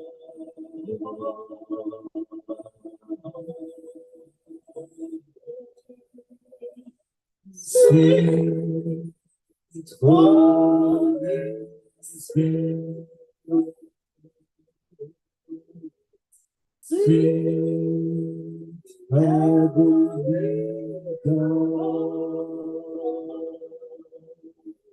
send right till we us, filling us with your love, and for these blessings we lift our hearts and praise. Without a doubt we know that we have been revived when we shall leave this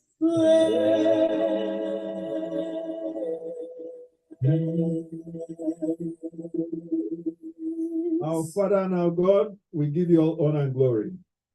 We thank you for our presence before your holy throne this morning. We thank you for bringing us to worship you. We thank you for even your sons and daughters who are online and in different platforms worshiping you at this time. Heavenly Father, receive all honor and glory in Jesus' name. Touch us with a touch from above. Bless us mightily today, for we ask in Jesus' name.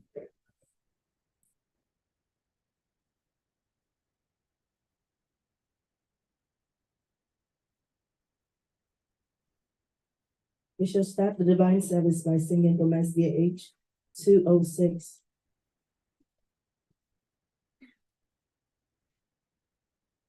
Face to face with Christ, my Savior. Face to face with Christ, my Savior. Face to face with King. When we rapture, behold, Jesus Christ, who died for me. Face to face, shall I behold. Sorry, on the starry sky. Face to face in all His glory. I shall see Him by your side. Holy, faithfully now I see Him. With your perfect glory between. The blessed day is coming, when His glory shall be seen. Oh, first to come, first to come, shall I behold. Softly on the starry sky, Lord is glory. I shall see Him by your side. Was rejoicing in His presence, when our bodies we compare. When the good days are us rented, and the dark things shall be seen. Oh, first to first, to first shall I behold Him. Far beyond the starry sky, face to face in all His glory. I shall see Him by your side.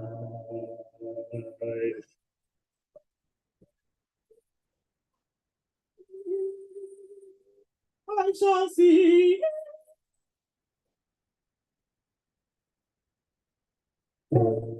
To face of this moment, face to see and know.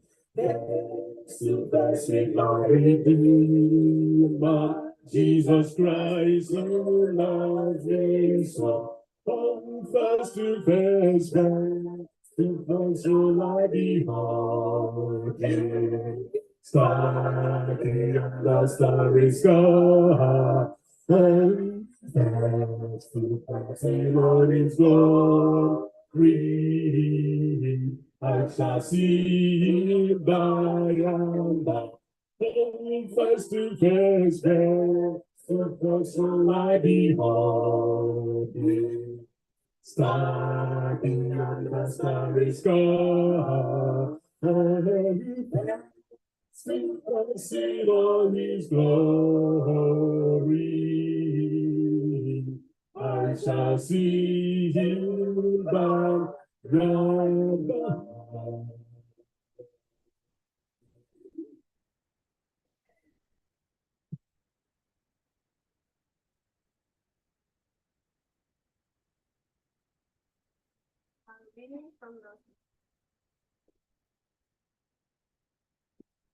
Our reading from the Psalms will be taken from Psalms 13, and it reads, How long, O Lord, will you forget me forever? How long will you hide your face from me? How long shall I take counsel in my soul, having sorrow in my heart daily? How long will my enemy be exalted over me? Consider and hear me, O Lord my God, enlighten my eyes, lest I sleep the sleep of death, lest my enemy say, I have prevailed against him. Lest those who trouble me rejoice when I am moved. But I have trusted in your mercy. My heart shall rejoice in your salvation. I will sing to the Lord because he has dealt bountifully with me. May the Lord bless this reading in Jesus' name.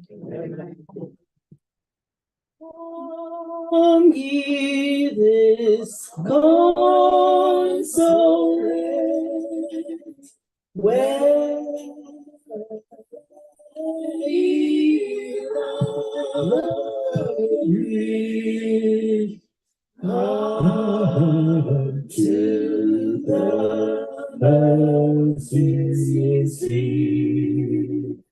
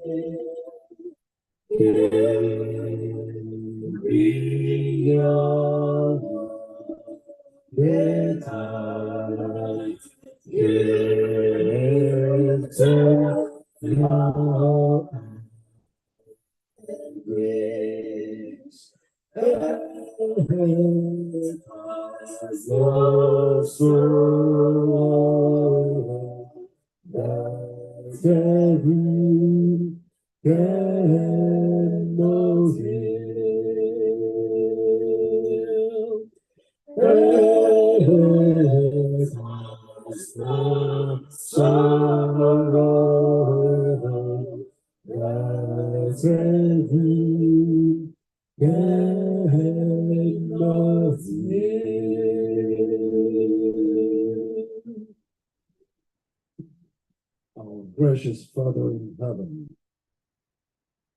the maker of mankind, the creator of heaven and earth, thy children have come before thy holy presence at this time.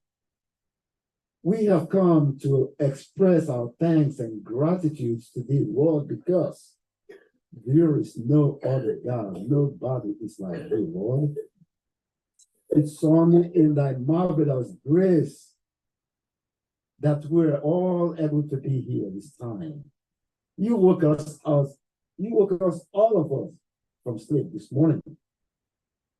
While we lay asleep on our bed, we never knew where we are. Our minds wandered. We said we were dreaming. Our bodies were just like logs on the bed.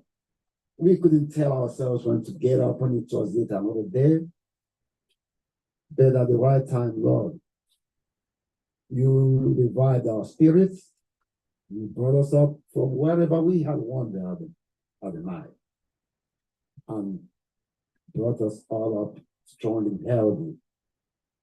Dear Lord, because of all thy mercies that we just cannot begin to express, we can only thank you in the very small way we can. We say, may all glory, honor, praise, majesty, dominion, thankfulness, and holiness be unto thy name forevermore in Jesus' name. Amen. Lord, this time, Lord, we have come because you called us to come. You know who we are. You know our weaknesses and sinfulnesses. Yet, you could have wiped off this very generation of unbelievers and disobedient people and create for yourself a new generation that will obey you. But you made the ultimate sacrifice just to redeem our soul from sin. When you entered heaven and sent thy Son, Jesus Christ, who came and gave his life for us and shed his precious blood so that we would be saved from our sins. Dear Lord, we have nothing to thank you with, only with our lives and our souls. We say that glory and honor be given to thy name forever. Amen. At this time, as we've gathered, Lord, we remember each and every one, both here and in all the social media. My Lord, we have come seeking thy face and thy blessings. We ask that thou will touch each and every one of us. There are those who are sick amongst us, Lord. May thou touch them with thy healing hands and restore their health in Jesus' name. Amen. There are different families who are sorrowing at this time. due to the bereavement. Most of them have lost souls. Some to the husbands, some to the wives, some to the daughters, some to the sons, Lord. You know who these people are in all their respective situations. We ask that your loving kindness, you will touch them, comfort them the only way they know the Lord, because we as humans, we can do nothing, but only thou can bring solace to all of these bereaved souls, Lord. Touch them individually and soothe their souls, Lord. Father, we are all here. But now all our children are not here with us. Wherever they may have wandered, Lord, you know them all. Please, in thy loving kindness, we ask that thou will have mercy on them. Touch them in your love, Lord. Let them realize that only in thy presence can they find happiness and every good thing they're looking for. The world has nothing to offer them other than vanity and death at last. Lord, we don't want this for our children. That's why we remember them in a special way and ask thy blessings upon them. Please forgive and pardon them wherever they may have wandered away from thee, Lord. Bring them back. Guide their footsteps. Let them understand that the world has nothing to do with it. The devil realizes that we are at the end of time. And he's walking about like a roaring lion, seeking whom he may devour. And these children are their hearts are so tender and they could easily be deceived. Lord, please be with them.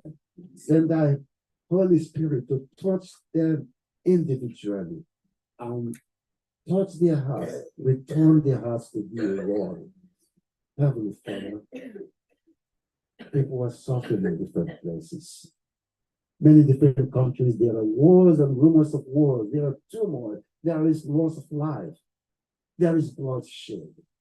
Yes, these things we read in the word that they will happen at the end of time. We may not be asking that they should come to an end, but you did promise us that thousands will fall on our side, 10,000 on our right side, they will not. It will not touch us. Only with our eyes that we will watch and see the world of the sinner.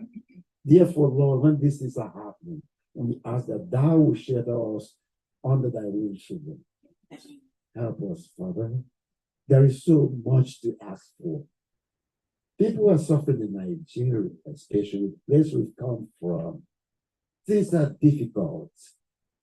Not because they are supposed to be that way, but because the rulers there do not care about the citizens of that country, Lord. There is crime, there is kidnapping, there is robbery, there is all kinds of incidences happening in that country, Lord. Please shelter thy children under thy wings, Lord. May we find peace with thee. May we find salvation. Heavenly Father, at this time, we will not forget thy servant whom thou hast chosen to bread the bread of life to thy children. May thou touch his lips as he presents your word to us. May he speak according to thy will, Lord. And give us retentive memory and attentive ears, Lord, that we may hear and apply all these to our lives, so that as we journey on our way to heaven, that we may be prepared from everything we've heard about thee and read from thy word. Heavenly Father, thy children have gathered here.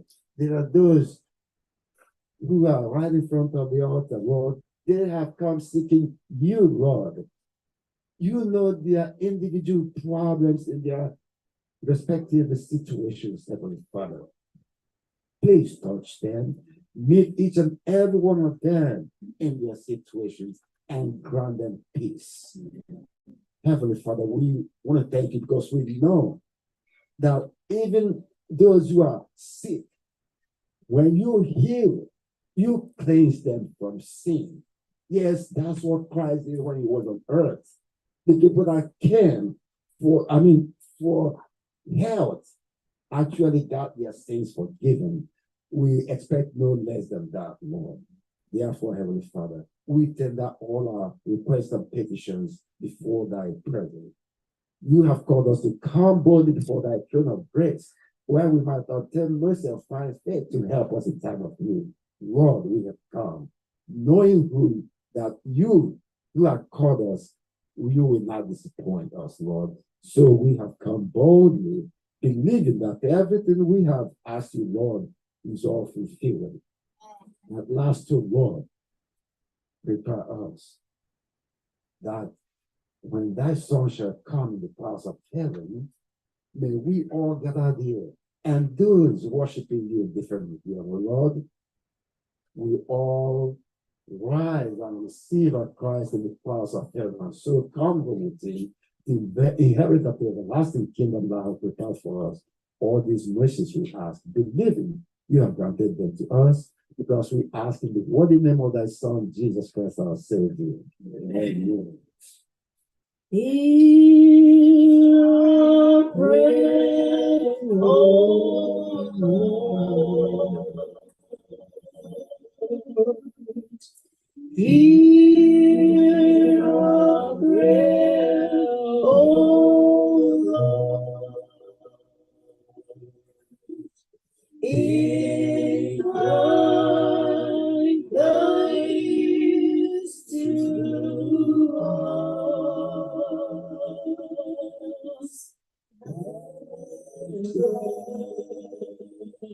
Was thy peace.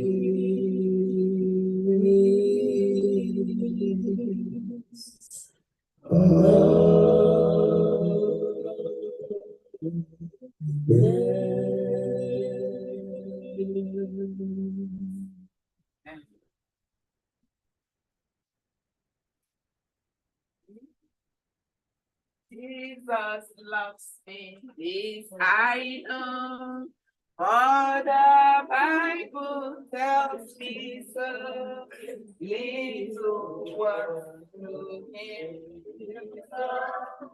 They are weak, but he is strong.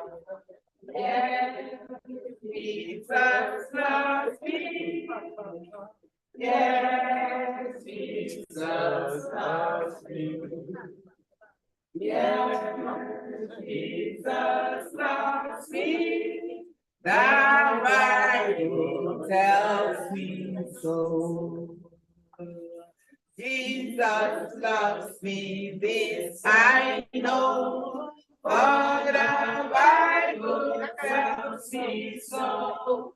Little ones to him belong. They are weak, but he is strong. Yes, Jesus loves me.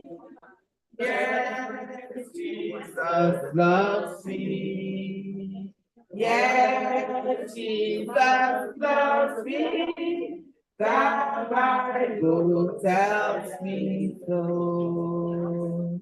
We are children of a better land, children of a better land, children of a better land. Oh yes, oh yes, oh yes.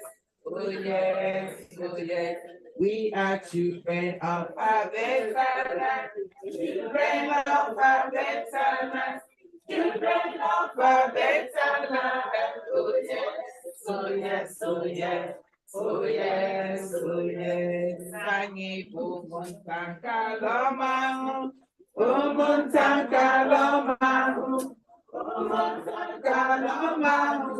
Ewo, ewo, ewo, ewo, ewo.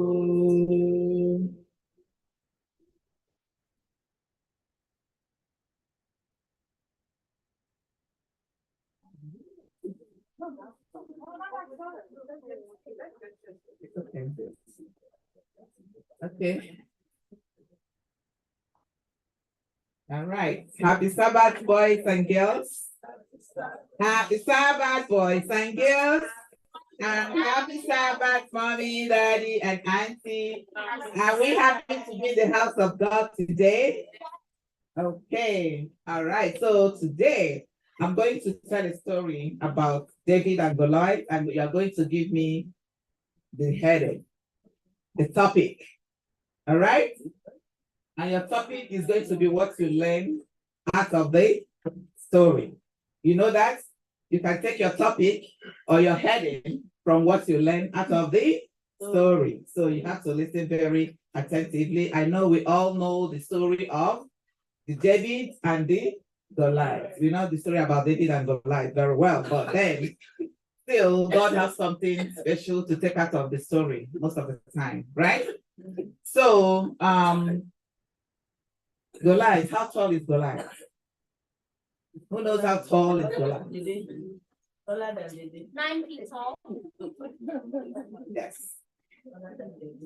Goliath is even more than 9 feet tall. And how tall was David? What? Well, the most important thing was that Goliath was a very tall, huge, and mighty man, right? Yes. He's very, not only that he's tall and huge, he's very, very strong. Isn't it? Yes. If it's today, we'll call him Outwood. Probably he does a lot of exercise. He has all the muscle in the world. And maybe when people see him, they will start running and hiding so that he doesn't hit them. And David was this tender boy, very quiet, very tender, going about his business. He doesn't want any trouble. And so Goliath, because he's tall, he's huge, he thinks he can bully everybody, right? He thinks when he goes to fight, he will just beat people up and win all the fights and all the war. But he forgot there's God in heaven who has the final say. He forgot there's God in heaven who looks at the hearts. He forgot that there's God in heaven who can turn situations around. So here come one day, the Philistines, they wanted to fight the children of Israel, right? And Goliath was the leader. Now, David was a shepherd, taking care of the sheep. And now God called him that he is going to lead the Israelites. So they broke a war. I might be correct with the story, but they broke a war between the Philistines and the Israelites. And at the war front, Goliath was standing, bragging, bragging, saying all kinds of things against the God of the Israelites. And the Israelites, they were kind of terrified. So now there come out David. David, even if he's very tender-hearted, he's a man of God, a little boy who feared the Lord. And because he feared God, he knows what God can do. He has the confidence.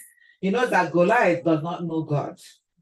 So most of the time we say, one with me is more than those out there, right? The Lord of heaven was with David. So David came up with nothing. He had no gun. He did not cover himself with any, when people are going to war, they will have helmets, they will have iron shields to protect themselves. David had nothing. Who can tell me what David had? It's a slingshot, and then Saul wanted him to use other, but the only thing he was so that was like That's right. Thank you. My children, they are very smart. They study their Bible. Thank you, Ome.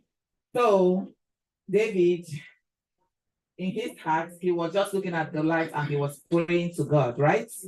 And God gave him this strength. God gave him the energy. And he could not withstand Goliath blaspheming against God. He could not withstand it. So God gave him the courage. He took out the string, took out a stone, right? A catapult. That's what we call it at home.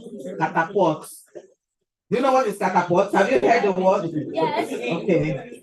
So it's specially made like a string so that when you shoot it like this, it can hit anybody. So David, God directed the hand of David, and when he pulled out the rubber in the catapult, the stone went away and hit Goliath on his. And what happened to Goliath? Oh, how is the mighty falling? Wow.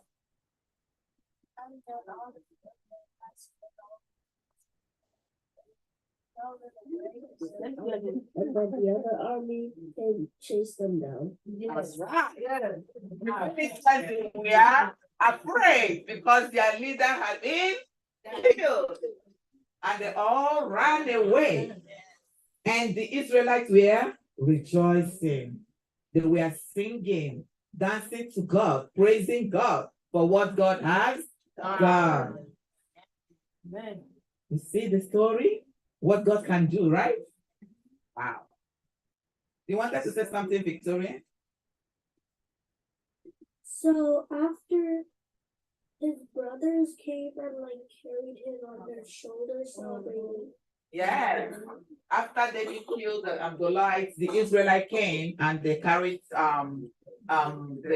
David off, and they were thinking that David has killed millions and they were praising God. That would be a different story, that what that praise is brought about. So the most important thing is, okay, let me stop there. And now I want people to tell me the topic. If you were to write this story, what heading are you going to give it? If I start going. Faith in God. Amen. Faith in God. Amen. Faith in God. Yeah. Perfect. Faith in God. Who else? Who else? Faith in God. That's a good one.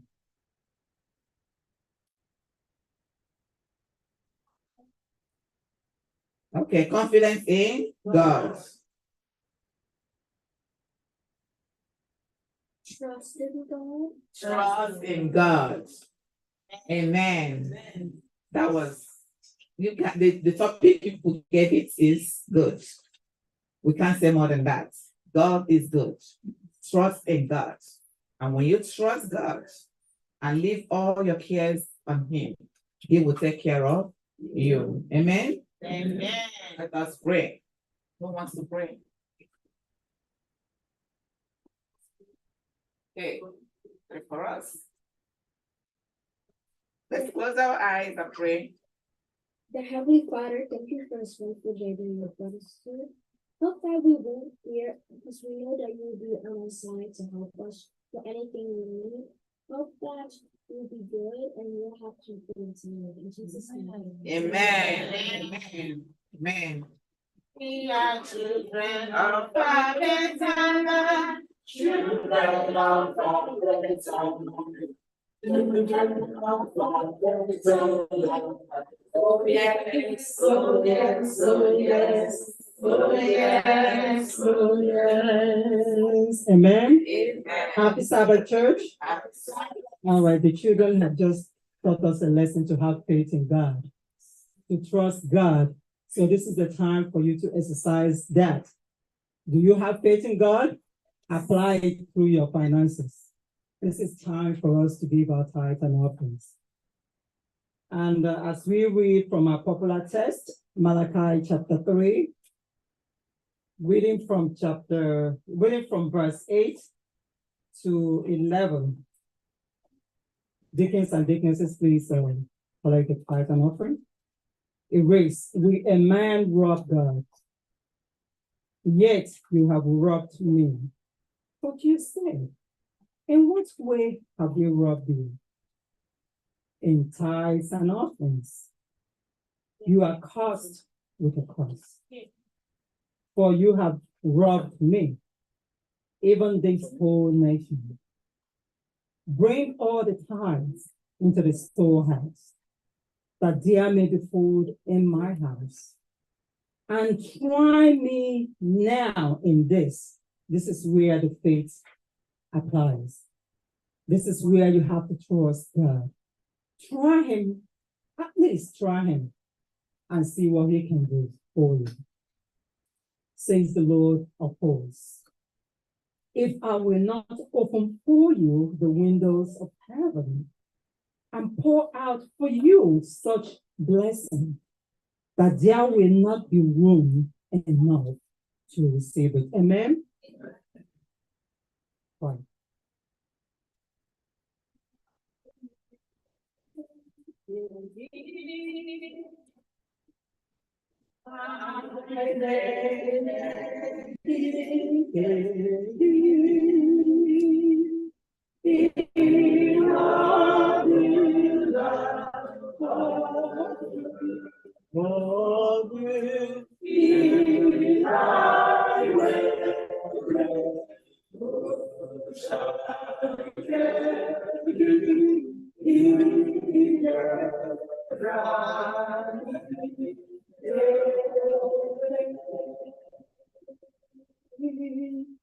Our kind and loving Father, this sign is our faith, is our trust. That since we have brought back that you have given to us, that you will bless us, that you will fill our banks, that we don't have room enough to even contain it.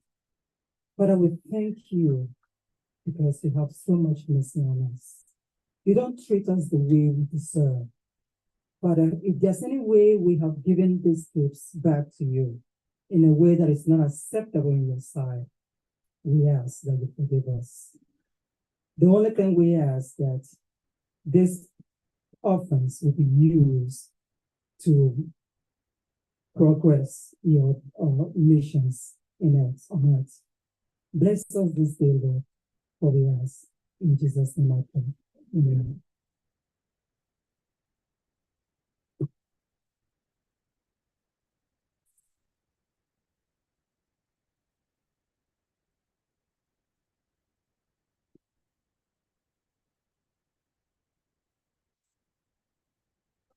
Shall we rise for scripture reading? Our scripture reading will be taken from Genesis 40, verse 14 and 23, and it reads, "But remember me when it is well with you, and please show kindness to me. Make mention of me to Pharaoh, and get me out of this house." Yet the chief butler did not remember Joseph, but forgot him.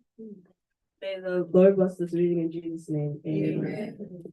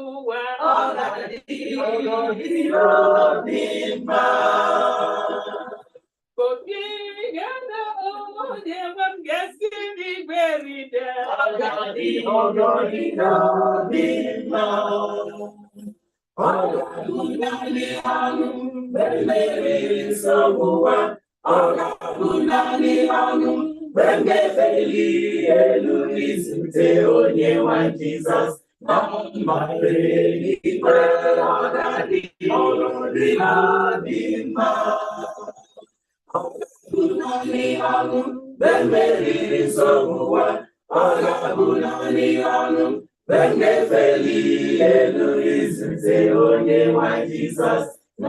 Marigwe agadi ogoria lima.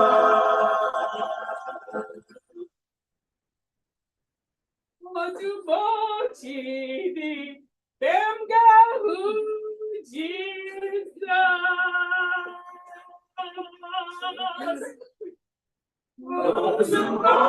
Otubochidi, them girl who Jesus.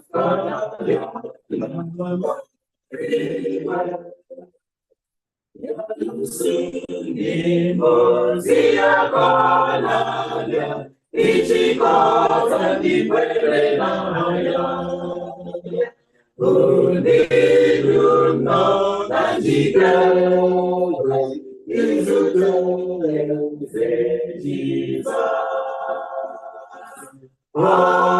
Agamunanya, Amunani Sode, Zukosa, Zukosa, Agamunanya, Agamunanya, Agamunani Sode, Zukosa, Nazeke Ibre, Nazeke Ibre, Lumitavata, Jesusa, Misewa, Agaya, Deva.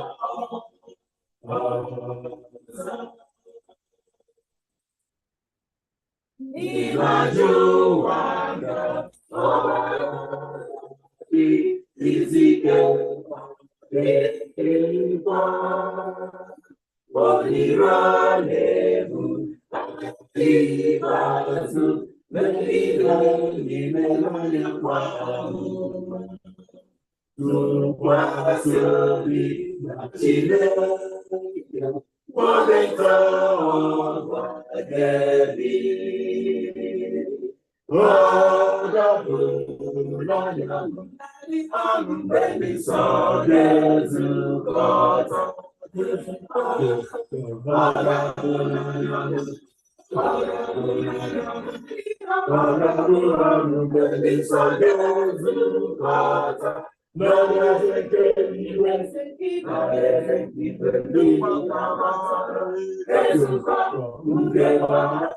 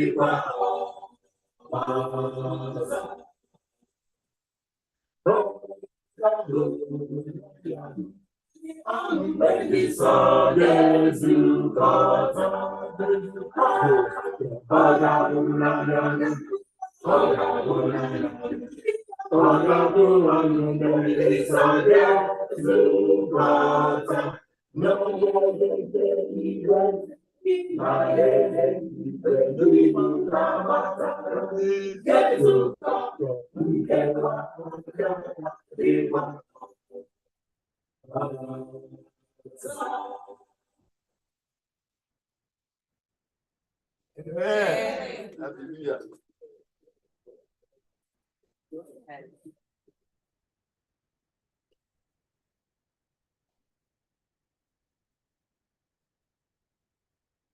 Amen. Amen. Hallelujah. Amen. That was a beautiful song. One day, we all shall gather in that glorious kingdom, where there will be no separation again. Amen? Amen. To God be the glory. This morning, we are privileged to have our brother and our pastor and Mrs. Obi, who are in our midst today. They are from the Apostolic Church, and they are worshiping here for the first time in a Seventh-day Adventist church. And God has designed that it will not be in festival that they will come to. You are welcome in the name of the Lord. And may you be richly blessed in Jesus' name.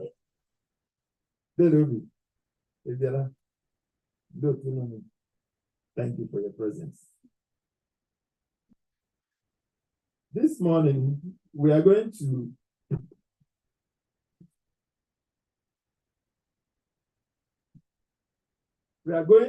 discuss on the subject that says, remember me. Remember me. And briefly, I have started to learn from Elder Ugochukwu. He likes to preach long sermon.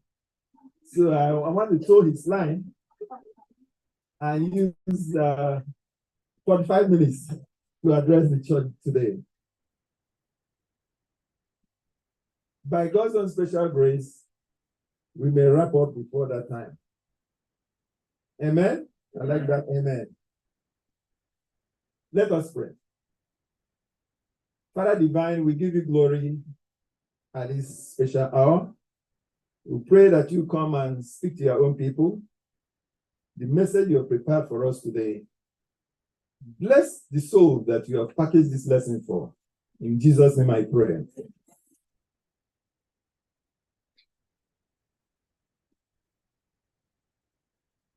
You know, there is something that is going around in Nigeria now, a recent trend, and that is the national anthem. I don't know how many people that will still remember the national anthem, the old one, the original one, the one from 1960.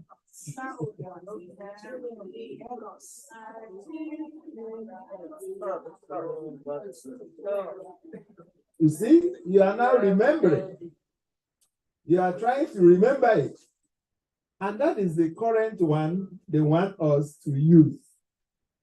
That old one, 1961. Despite all the debates going on about it. So, if you have forgotten it, try and remember. Nigeria without it. One of the greatest things God has given to us is the Sabbath. And God says in Exodus chapter 20, verse 8, do what? Remember. So as you remember the old anthem, please remember the Sabbath.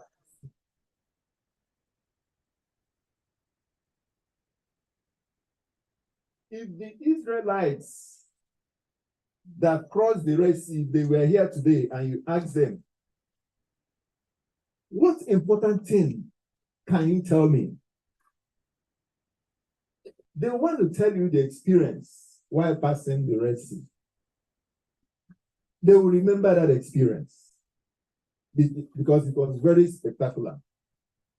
For them to be slaves, to be captives, to remain over there suffering in Egypt for many, many years.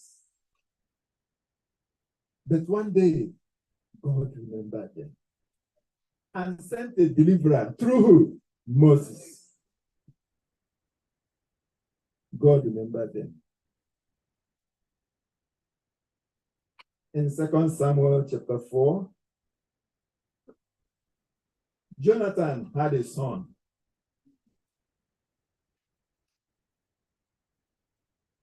But when Saul and Jonathan died, it's like all members of the family, they were wiped out. But Jonathan had a little baby at that time. And a nurse was taking care of that baby. Because Saul and Jonathan died in that war, you know, it happens also in some of our communities. They decided to wipe away all members of that family. But that nurse carried the little baby and ran a way of escape. While they were running, she tripped and fell. And that little baby got injured. Couldn't walk again, became lame. But they ran away to a far country and they got hidden over there. Nobody recognized or remembered them again. It got to a time when David was on the throne. He has established his kingdom. And David said, wait a minute. Is there still somebody in the house of Saul, in the house of Jonathan? Is there still somebody that is still remaining? He remembered his friend, his very good friend. Is there still somebody remaining in that family? So that I will come and show my kindness to them. They searched and searched, they couldn't find him. Until somebody said, yes, there is but one, but he is lame. He's crippled, he cannot walk. David said, go and get him. When they brought him, David said, you are going to eat on my table. You didn't hear me, right? That is the king saying that a crippled person will come and eat on his table in his palace all the days of his life. Mephibosheth was remembered. May God remember you in Jesus' name.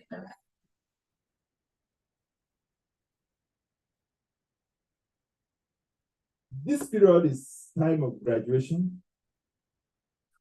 In Loma Linda University, they were doing their graduation too. So one lady was asked to give the commencement speech, Rachel McDaniel. She narrated her experience, what she went through before she could graduate. She was homeless, looking for food here and there. It was tough. Her mother even had third-degree burns. It wasn't easy for her. But one day, she was in the church. And the preacher said, ask God to remember you. And she prayed that prayer that day. To God be the glory. That lady graduated with FAMD, right? Yeah. God remembered him. I don't want to ask you today. Tell somebody close beside you, God remember me. Amen. There are many people God remembered in the Bible. God remembered Sarah. God remembered Rachel. God remembered Hannah. God remembered Elizabeth. God will also remember you. Amen. God will mention your name in Jesus' name. In Genesis chapter 40, verse 14, our sister carefully read that. I want to go back there again. Genesis 40, verse 14.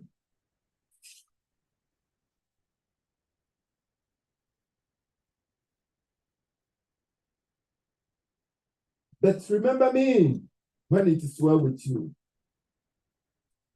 And please show kindness to me. Make mention of me to Pharaoh and get me out of this house. This is New King James Version. Another translation will give you another thing. Verse 23.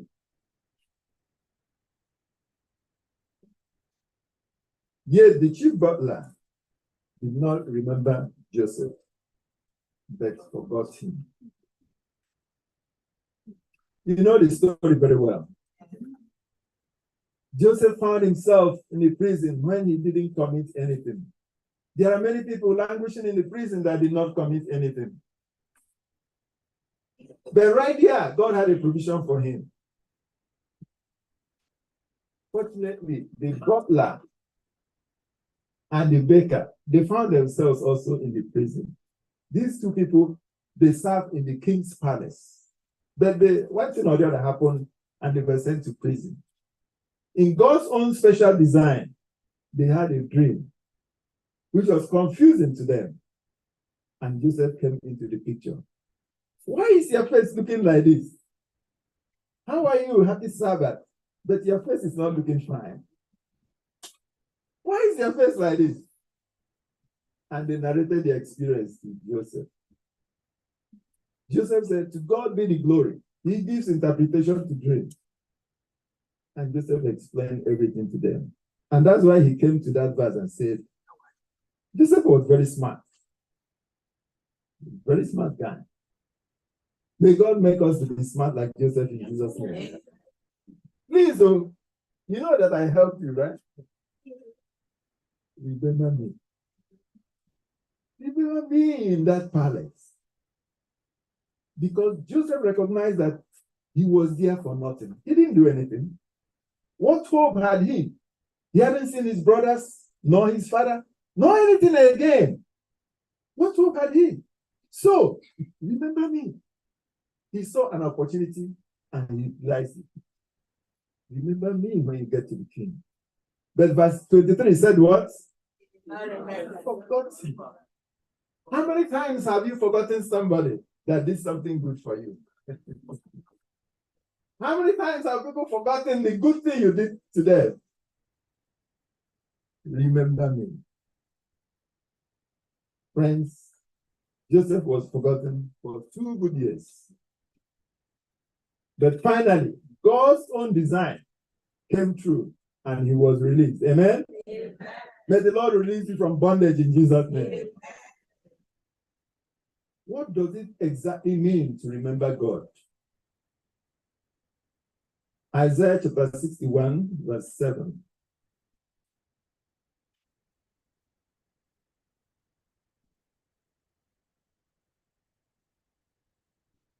Isaiah 61, verse 7 says, instead of your shame, you shall have double honor.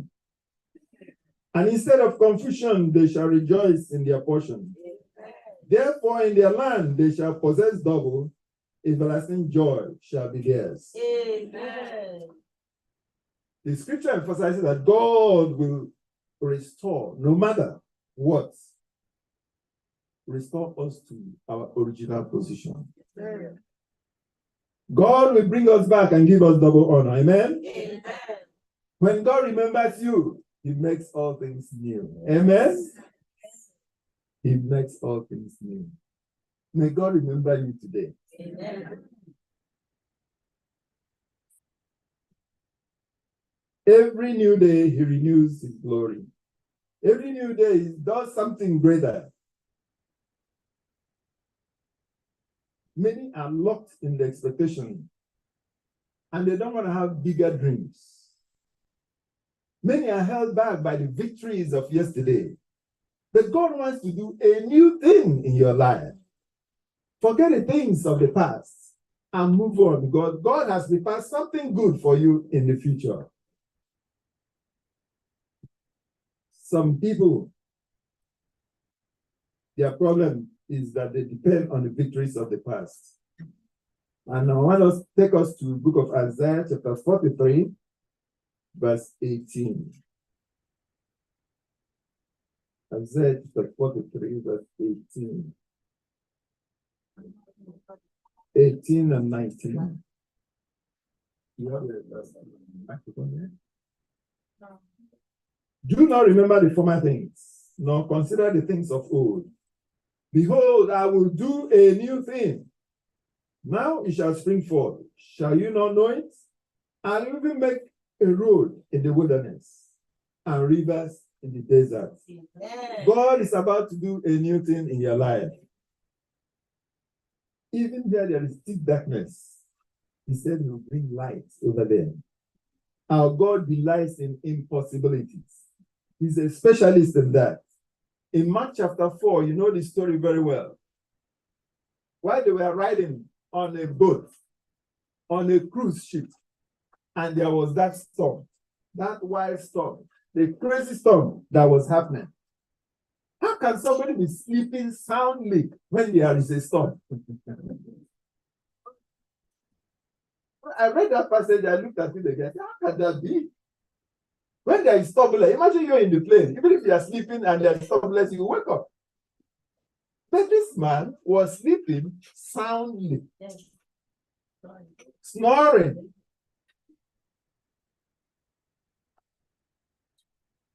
But something happened that day to give glory to God. When Christ woke up that day, he pronounced a statement that touched many people. Peace, be still. And the Bible records that immediately, it didn't take a second, and there was calm everywhere.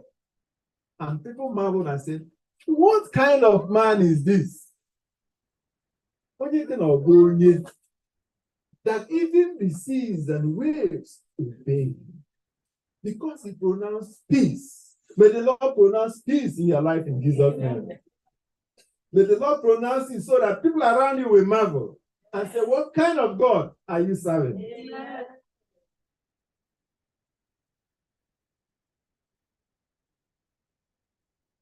In Luke chapter 23.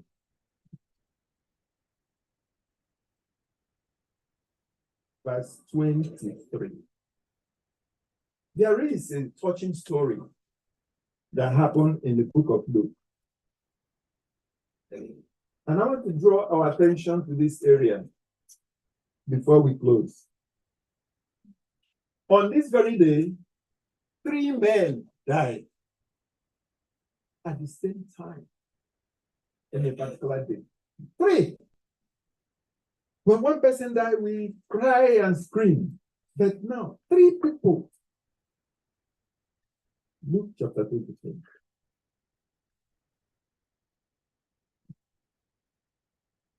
Verse 23. But they insisted, demanding with loud voices that he be crucified. And the voices of these men and of the chief priests prevailed.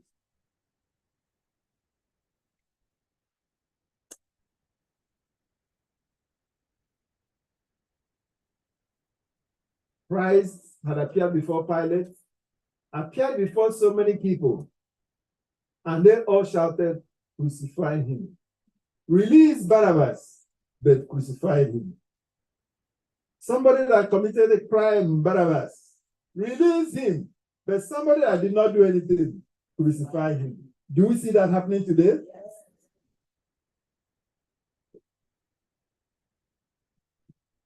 But on that particular day, there were other people, 2 men. The Bible called them criminals. And this scene now happened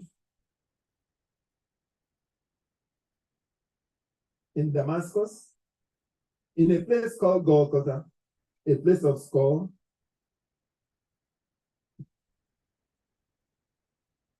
Thieves, robbers, malefactors, bandits, people from a criminal class, professionals, unknown men, gunmen.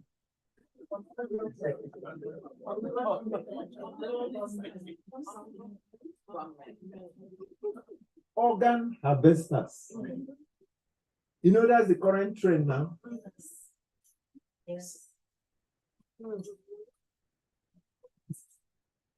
They harvested the organs of 2 ladies in Aba recently.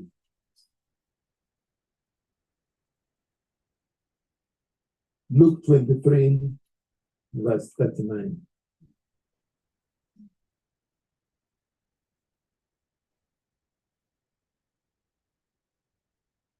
Behold my hands and my feet. Yeah, 23, you have it? 23, 39. Yeah, read. You have a microphone? Then one of the criminals who were hanged blasphemed him, saying, if you are the Christ, save yourself and us. Hold it there. I like that word, if. If if you are the Christ, save yourself. Where did you hear that word before? If. The same statement like that. Matthew chapter 4. If you go there, you find it. 3 ifs were said that day. If. And here in Luke, where you are reading now, look at it closely. Read it again. Then one of the criminals who were hanged blasphemed him, saying, "If you are the Christ, save yourself and all." If you are the Christ, did Jesus respond to that? Why? When Satan tempted Christ and said, "If," did Jesus respond to Satan that way? Be careful when people use "if" on you. When they start addressing you, if we say that a lot in our community, in our dialect in Igbo land,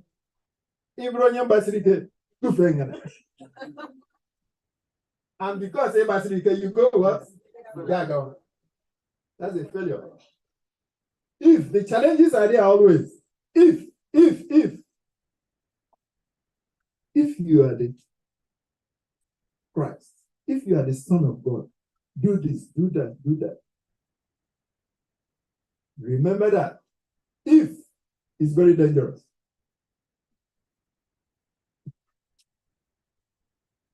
One on the left side and one on the right. 3 people dying on a day. They died at the same time and same day, but they died with a difference. Their difference lied in their perspective. Their difference lied in what they saw. Their difference lied in their understanding. Their difference lies in their response to the quickening of the Holy Spirit. They were brutally crucified, condemned, dying in agony, guilty, justly punished, deserved to die. This man was very close to death, the 2 of them. But there was a difference in the 2, the one on the left and on the right. And that's where I'm heading to. But there was an opportunity for him to make a final appeal. And that's what we have in verse 40. Can you read verse 40? The other one, but the other answering rebuked him, saying, "Do you not even fear God, seeing you are under the same condemnation?" 41.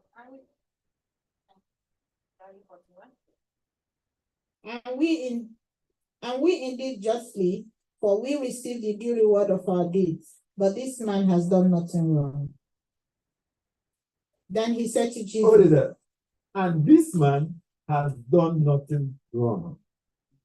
While the other one was saying if, this one is saying this man has done nothing wrong. That's a great confession. And look at the difference. The one that said if, Jesus did not respond to him. But this one that said, this man that has done nothing wrong, a great confession. What did Jesus say to the guy? And then he said to Jesus, "Lord, remember me when you come into your kingdom." And Jesus said to him, "Surely I say to you, today you will be with me in paradise." Amen.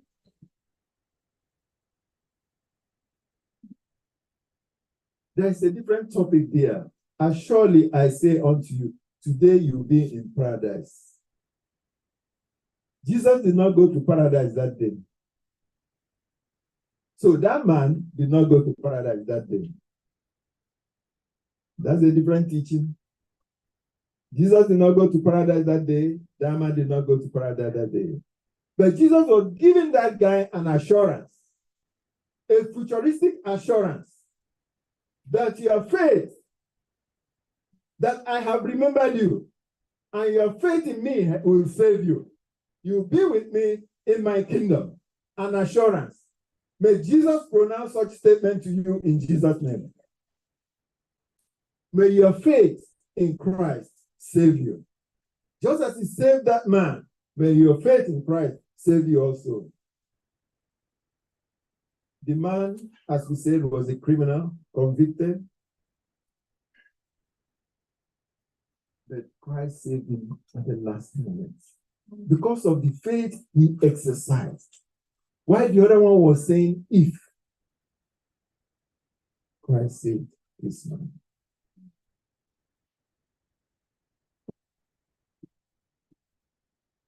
A man who has lived his entire life in crime was granted pardon because of his faith in his Savior. If he can be saved, anyone can also be saved. If there is hope for him, there is also hope for you. If he can be pardoned and promised eternal kingdom, you can also receive the same. This man was pardoned before he lived any single righteous life on earth. In one transforming moment, a man who was not fit to live on earth, was made fit to live in heaven. That is beautiful. That is beautiful. Friends, I want to announce to you that I take my stand with that man. I claim that same mercy that he had. May we receive that mercy and grace from God. In this story recorded in the book of Luke chapter 23, all the 3 men were condemned to die on that same day. One of them died as a believer. Another died as a blasphemer, while Jesus died as the begotten Son. In this same story, one of them died in condemnation. Another died in contrition, while Jesus died with compassion. Friend, this story will not end without me telling you that one of them died in derision, another one died in decision, but Jesus died with distinction. Amen. In this remarkable story, 2 men died in expulsion, while Jesus died in exaltation. I want to announce to you today that one man died in anger, another one died in agony, but Jesus died in eagerness to save you and myself. Friends, one man died with Eve, another one died in faith, but Jesus died in fulfillment. The story will not end if I did not announce to you that one man died in grief, another one died in grace, but Jesus died in glory. Know it that one man died in hope, another one died in history, but Jesus died in humility. One songwriter wrote, "When mercy found me, may the mercy of God find you wherever you are and wherever you go." In conclusion, I want to announce to you today that I am that thief. I am that malefactor, but grace found me. May the grace of the Lord find you in Jesus' name.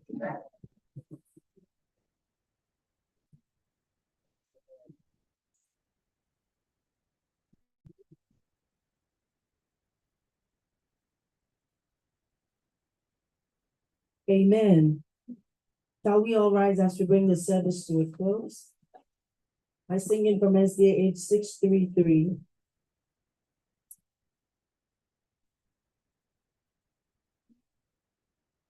When we all see Jesus, we'll sing and shout the victory. Sing the wondrous love of Jesus, sing his mercy and his grace. In the mansions bright and blessed, he'll breathe from when we all get to heaven. For a day of rejoicing, where we are. Say Jesus will sing and shout the victory. While we walk the pilgrim pathway, clouds we overspread the skies. Both ways traveling days are over. Lord, rush, Lord, us out. We all get to heaven. What a day of rejoicing when we are see Jesus will sing and shout of victory. Let us be true and faithful, trusting, serving every day. Just what brings our in glory, where God talks like we play. When we are getting what a day of rejoicing, when see Jesus will sing, shout of victory. When we all see Jesus will sing and shout the victory. Onward to the prize before us, soon His beauty will behold. Soon the gates will open, when shall streets of God, for we are getting. What a day of rejoicing, baby, you know how we are. Say Jesus will sing and shout victory, for we are getting. What a day of rejoicing, baby, well, we are. Say Jesus will sing and shout victory.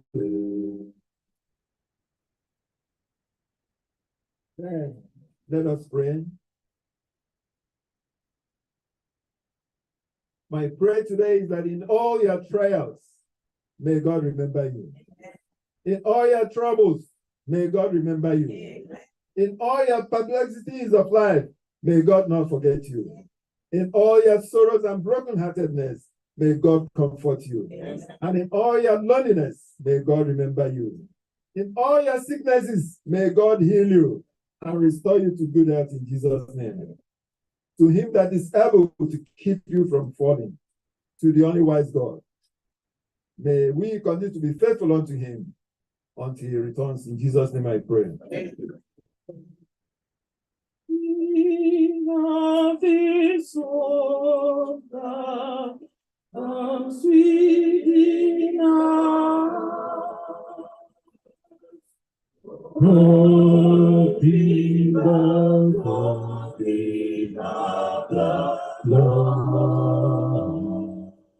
Lord.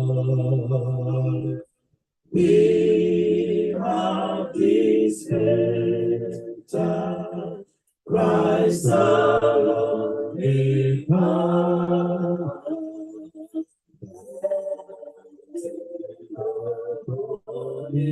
Of His word.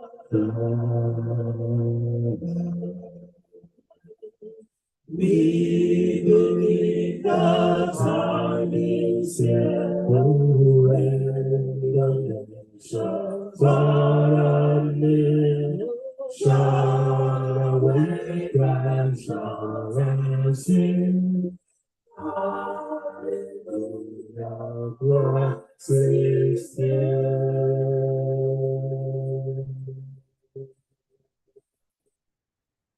We are His own God, but sweetly our hearts. Glory, glory, of the Lord.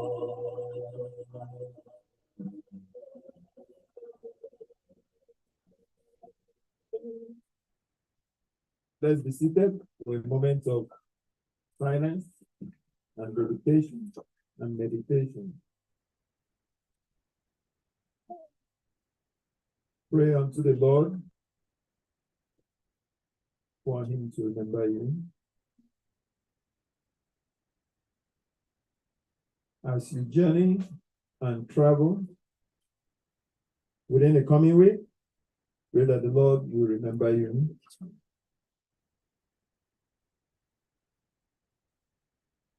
In all your needs, what you've been longing for. Pray that the Lord will remember you.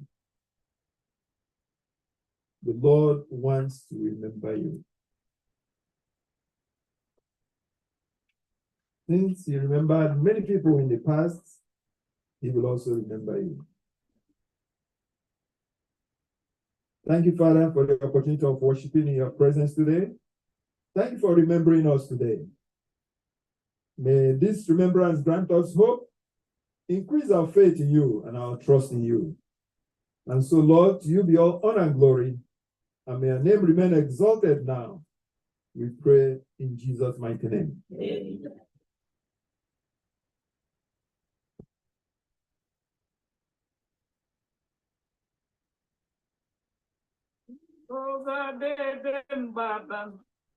Onye nzọpụta chọtawo m isi ike n'okpuru ndo ya ihe niile nke m na-achọ zuru oke na ya m ga-eji obi m niile na-eto ya mgbe dum Jehova bụ ebe mgbaba n'onye nzọpụta achọtawo m isi ike n'okpuru ndo ya ihe niile nke m na-achọ zuru oke na ya m ga-eji obi m niile na-eto ya mgbe dum Jehova bụ ebe mgbaba n'onye nzọpụta achọtawo m isi ike n'okpuru ndo ya ihe niile nke m na-achọ zuru oke na ya m ga-eji obi m niile na-eto ya mgbe dum nyeto Jizọs onye nzọpụta m ga-abụgo ya ọbụ niile ya Jizọs onye nzọpụta eze gị eze gị nyeto Jizọs onye nzọpụta ga-abụgo ya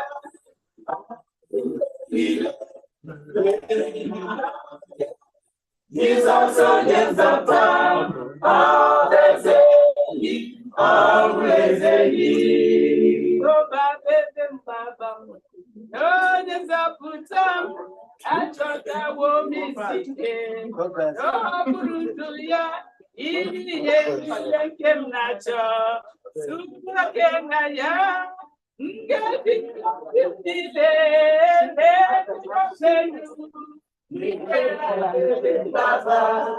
onye nzọpụta achọtawo m isi ike n'okpuru ndo ya ihe niile nke m na-achọ zuru oke na ya m ga-eji obi m niile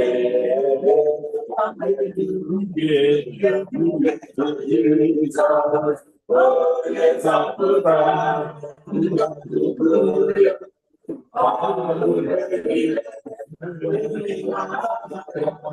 Jizọs onye nzọpụta eze gị eze gị nyeto Jizọs onye nzọpụta ga-abụgo ya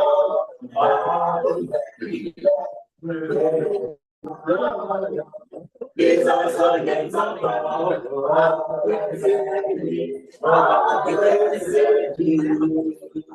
Okay, within that one, it's so sweet to sing them. But anyway, as we were sitting down, I was sharing some information about what we talked about. I share the soundtracks for 3 songs. And the reason why I did it early, so that you continue singing with the soundtrack and get used to the 3 songs on the soundtrack. The last one, both Thine, O Lord. I'm talking, please. Let's pay attention. This is important. The reason why I share the soundtracks is so that you use them to continue singing the songs we already know. continue singing your parts with the soundtrack. So I think that might be we just harmonize them. So take the reminder, say, whatever. I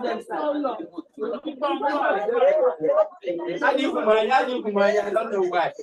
Okay, so let me tell you. So